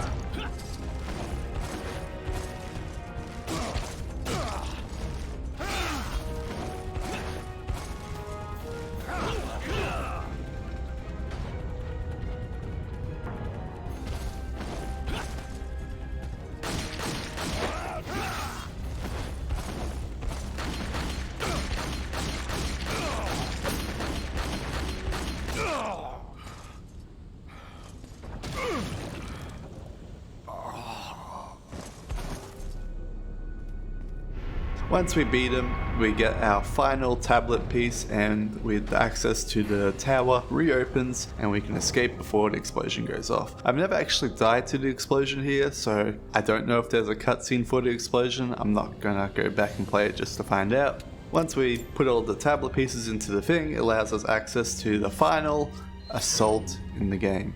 Now what I mean by the final assault, this is literally the last area in the game, where Leon has to assault the final complex that leads towards the docks of this island. And to aid us in this final assault is our good friend Mike. Verifica la presión de esa válvula. ¿Y tú?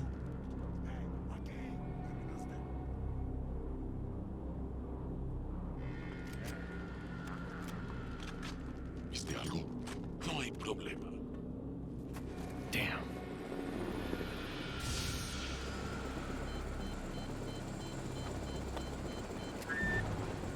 Hey, it's about time. Sorry, bad traffic. I'll cover you.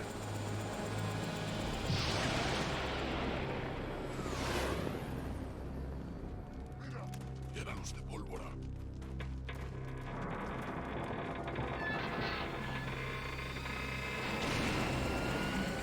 Allí es stop.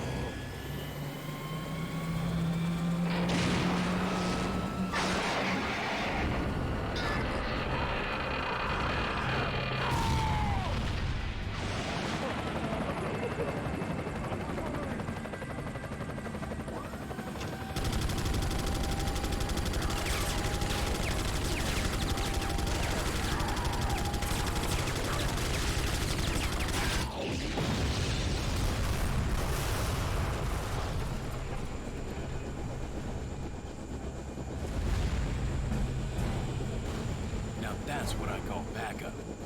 The name's Mike. You looking for firepower, you come to the right place. Now, Mike is probably the most memed character in the Resident Evil franchise because he shows up for this one scene and he is the best character. So with Mike's aid, we assault up the hill to the top of the hill of this area, killing all the zombies in the path with Mike's aid, destroying the chain guns that have been attached to towers and whatnot, as well as helping killing the granados that are assaulting us. We push through. It's boilerplate, I'm just gonna skip it. It's just, you know, we use our weapons, it uses up our bullets, we kill granados. It's not really hard, but it is engaging to play, but it's not worth talking about from a gameplay perspective or a story perspective because it's kinda vapid, unfortunately. It is enjoyable to play, but it is not interesting to talk about. It is just a real cool like final scene for the character, like to feel the culmination of their skills is being used in this one scene. We then have a cutscene where Leon is surrounded by granados.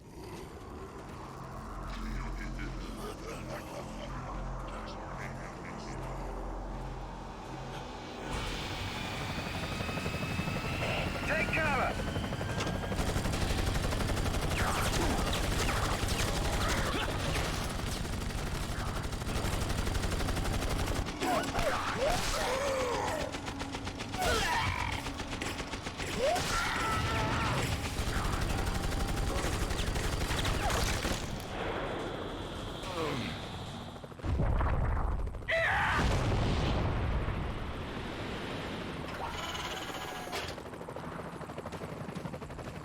Thanks. When we get out of here, drinks are on me.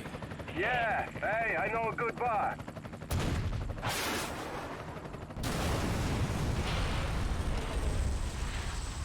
Mike!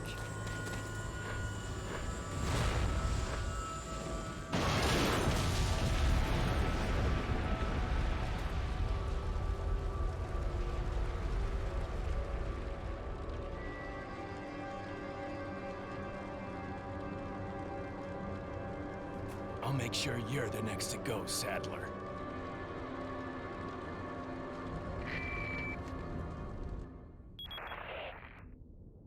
Ooh, I'm sorry, Leon. Sadler, you bastard! It's nothing to get all upset about. Don't tell me you've never swatted a bothersome fly. In essence, it's the same thing. What did you say? Insects' life doesn't compare to human lives. When you've acquired this power, you too will understand. Guess it's another good reason to get the parasite out of my body. I wish you luck. R.I.P. Mike. I'll make sure they pay. We then continue heading forward and we meet up with Ada. Leon, you okay? Yeah.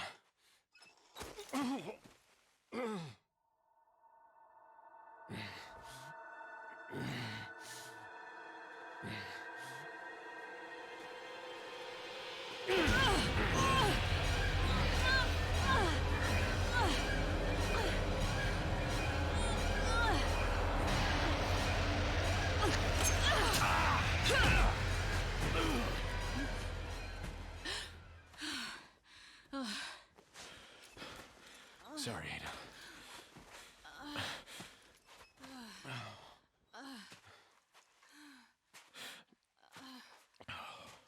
We have to get that parasite out of your body. Yeah. But before that, I gotta save Ashley. Fine. Let's split up.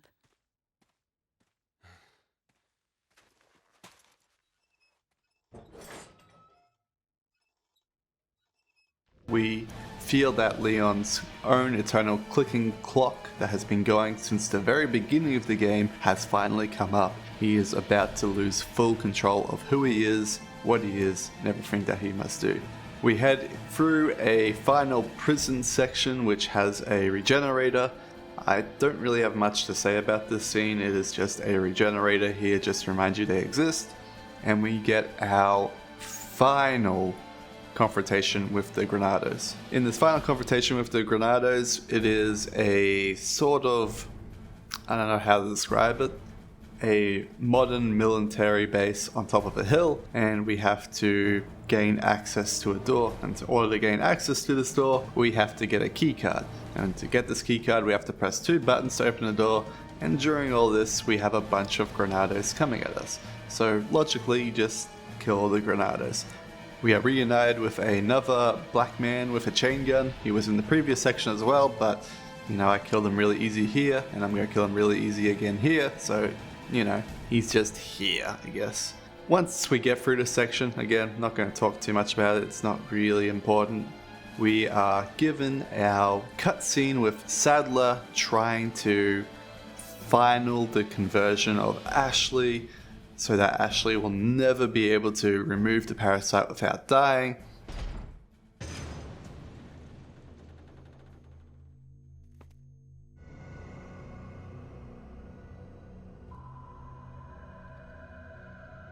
You'll soon harbor an awesome power. Yet it seems you would rather choose death. I'm taking Ashley back, whether you like it or not. Ah, the audacity of youth.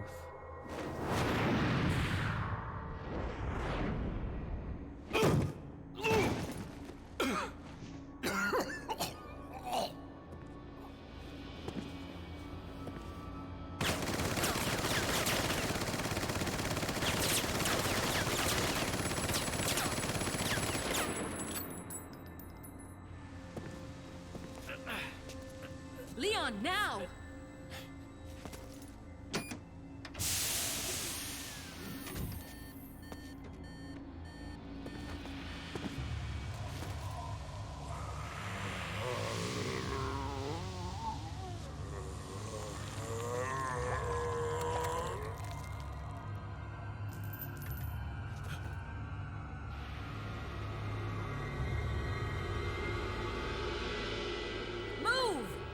Let's go!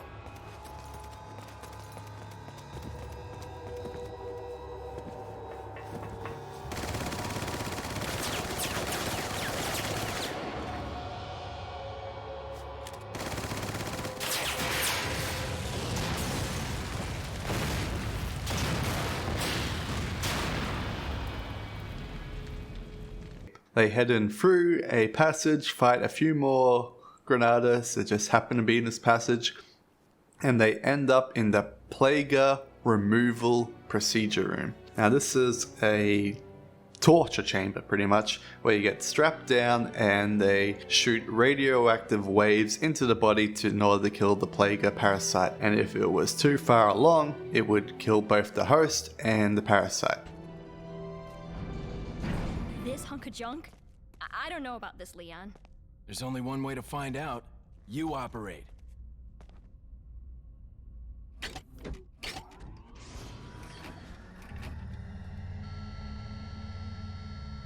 You sure you want to do this? Yeah. All right. Here goes nothing.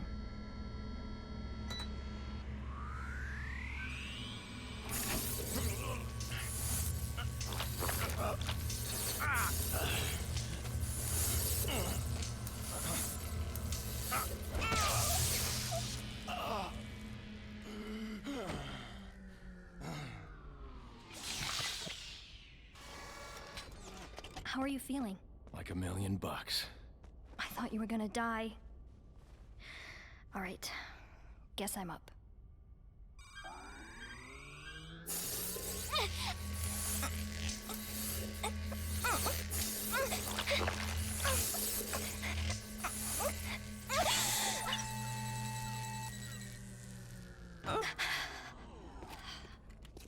You okay?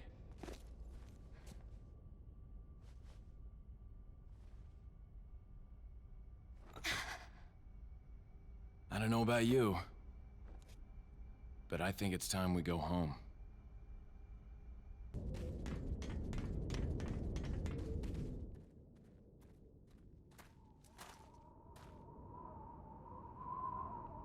Something's not right.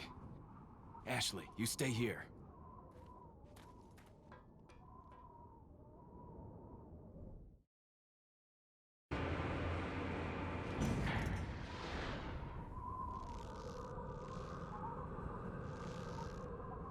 Ada!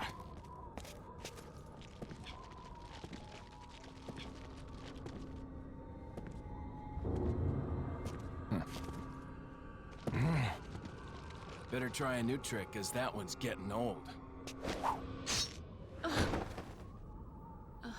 You okay? I've been better. What's so funny? Oh, I think you know. The American prevailing is a cliché that only happens in your Hollywood movies. Oh, Mr. Kennedy, you entertain me. To show my appreciation, I will help you awaken from your world of clichés. Ada, stand back.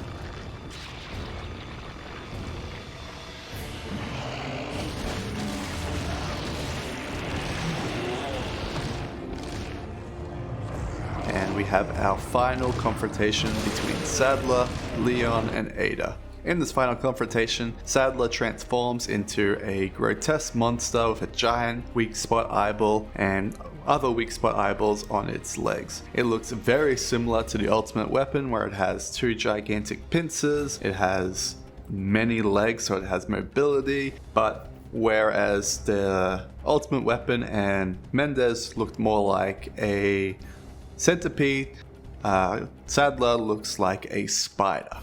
It's a very cool looking design, and we are in our, like I said, final boss fight. So here we need to attack his weak point and then attack his eye to do damage to him. Once we do this enough, we gain access to the weapon that will defeat him. Now we always get at the end of Resident Evil games, which is the rocket launcher. But before that, I want to talk a little bit about the fight, about how you can get Sadler into a vulnerable state so that you can do damage to him. There are two ways to go about this. One, shooting his exposed weak points on his legs when they become exposed, or just damaging the body enough, his body will then crumple down, allowing us access to hit his real vulnerable spot with either weaponry or our blade when we come close. In order to make this happen, there are explosive barrels on the map, and at the corners of the two areas there are these switches, and when we pull these switches it brings a crane around with a bunch of iron girders, and they whack the side of Sadler, causing him to become exposed to hit his weak point. As well as there are these bridges, and these bridges are designed to come up and down depending on what the green light is doing. And if we walk across the bridge while the green light is there, the bridge is there and we're perfectly safe. If we walk across the bridge while the green light is flashing and it then closes, we have to jump to safety and perform a QTE, which quite frankly sucks. Especially when you're not expecting it the first time, or even if you are expecting it the first time, you can still easily fail it. We then expose Sadler again. We finally weaken him enough for Ada to come to our rescue and chuck us the rocket launcher. Now this is a special rocket launcher because it has a special explosive tip designed specifically to kill Sadler. And we then aim at Sadler and take him out. But not before the final challenge of the game, which is the attaché case. Because we have way too much junk in our attaché case, we now need to throw out junk in order to make the rocket launcher fit. After destroying Sadler with the rocket launcher,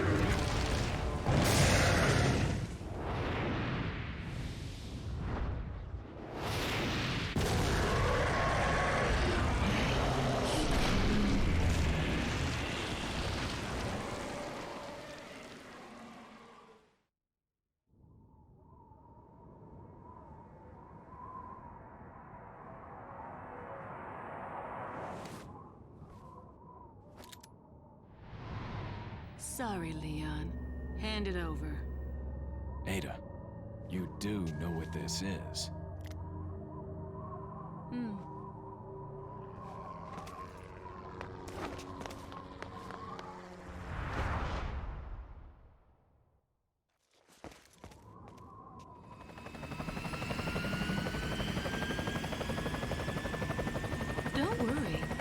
take good care of it. Ada! Gotta go. If I were you, I'd get off this island too. She really pushed it. Here, catch. Better get a move on. See you around. A final gift of the island being destroyed and our escape route being a ski-doo key. We head back to Ashley and we now have to escape through the facility before it explodes. Fortunately for us, it is a very brief escape inside the facility where there aren't any enemies and we're just running down a hallway. At the end of this hallway, we find the ski-doo and we hop on and we now have to escape the island from underneath by going through the sewer system of this island, and it's got various go right, go left. It reminds me more of a Mario Party mini game than an actual AAA experience, but it's in the game, who cares, we're enjoying it. We escape and we get some witty one-liners with Ashley confessing to Leon and Leon turning Ashley I down. know! Just hold on!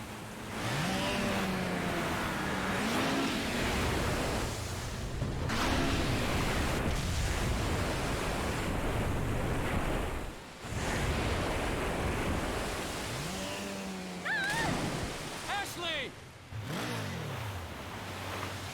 Ashley! Where are ya?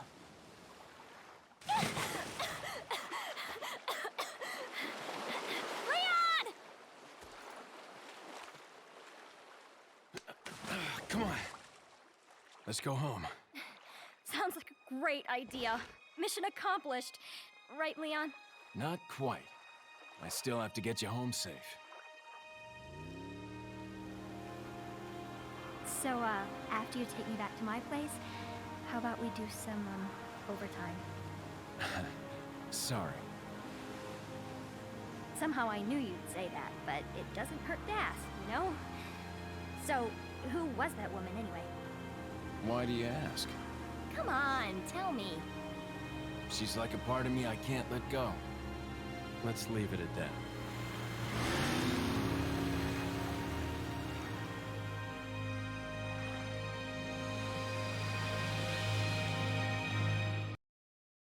We get our final goodbyes and the credits roll. Now, I talked about these credits before, and I even hopefully showed them before in this review about how it shows the progress of the village as it slowly transforms from being just a normal village to a infested, plague-filled caravan.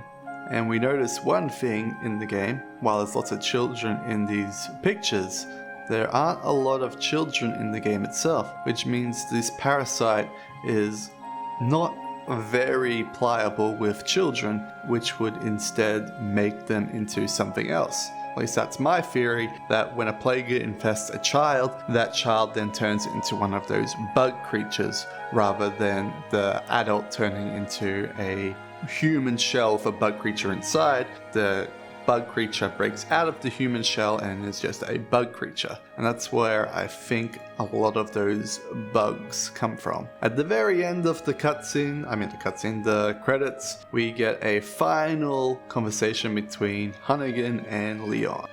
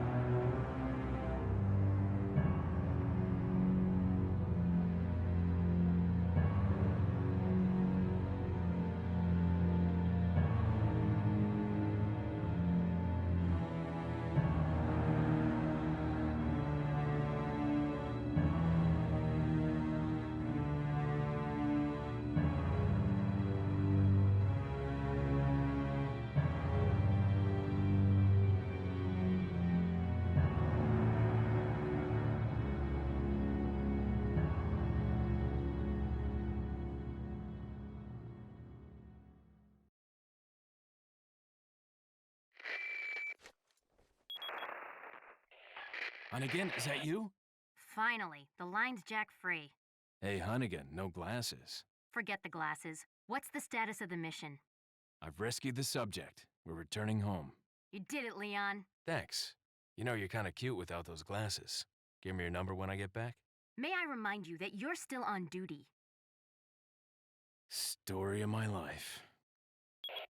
After which we get our results, which tells us our hit ratio throughout the game, how many enemies we killed, number of times we got killed, and the clear time of beating the game. Here it is all there for you to be seen, so you can see how bad or good I was. But because we beat the game on normal, we now have access to the Infinite Launcher and Matilda from the Merchant. Hooray! But more importantly than that is in the main menu, we now have access to the extra games as well as the new difficulties in New Game.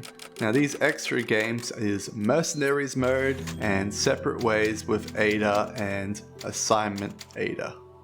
This is pretty awesome because these Separate Ways and Assignment Ada were separate games initially to Resident Evil 4, and I don't think the Mercenaries existed until like, I want to say the Wii version, but I'm not 100% sure on that. But this is where the Mercenaries game mode was invented in the Resident Evil games franchise.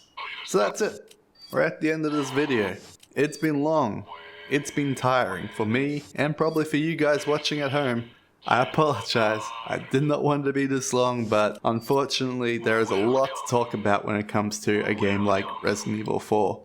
From gameplay design to character design to just the game itself. And I'm sure I missed a lot that a lot of you guys would have wished I talked about, and I wished I talked about, but every time I was sitting down to do recordings of this, I was noticing how long these audio recordings were getting, and I was just getting major depression about it all. So I hope you guys enjoyed. Like, comment, subscribe. I really hope Resident Evil 4 Remake lives up to this game, because it is definitely, like I said in the history section, one of the most important games ever made in video game history.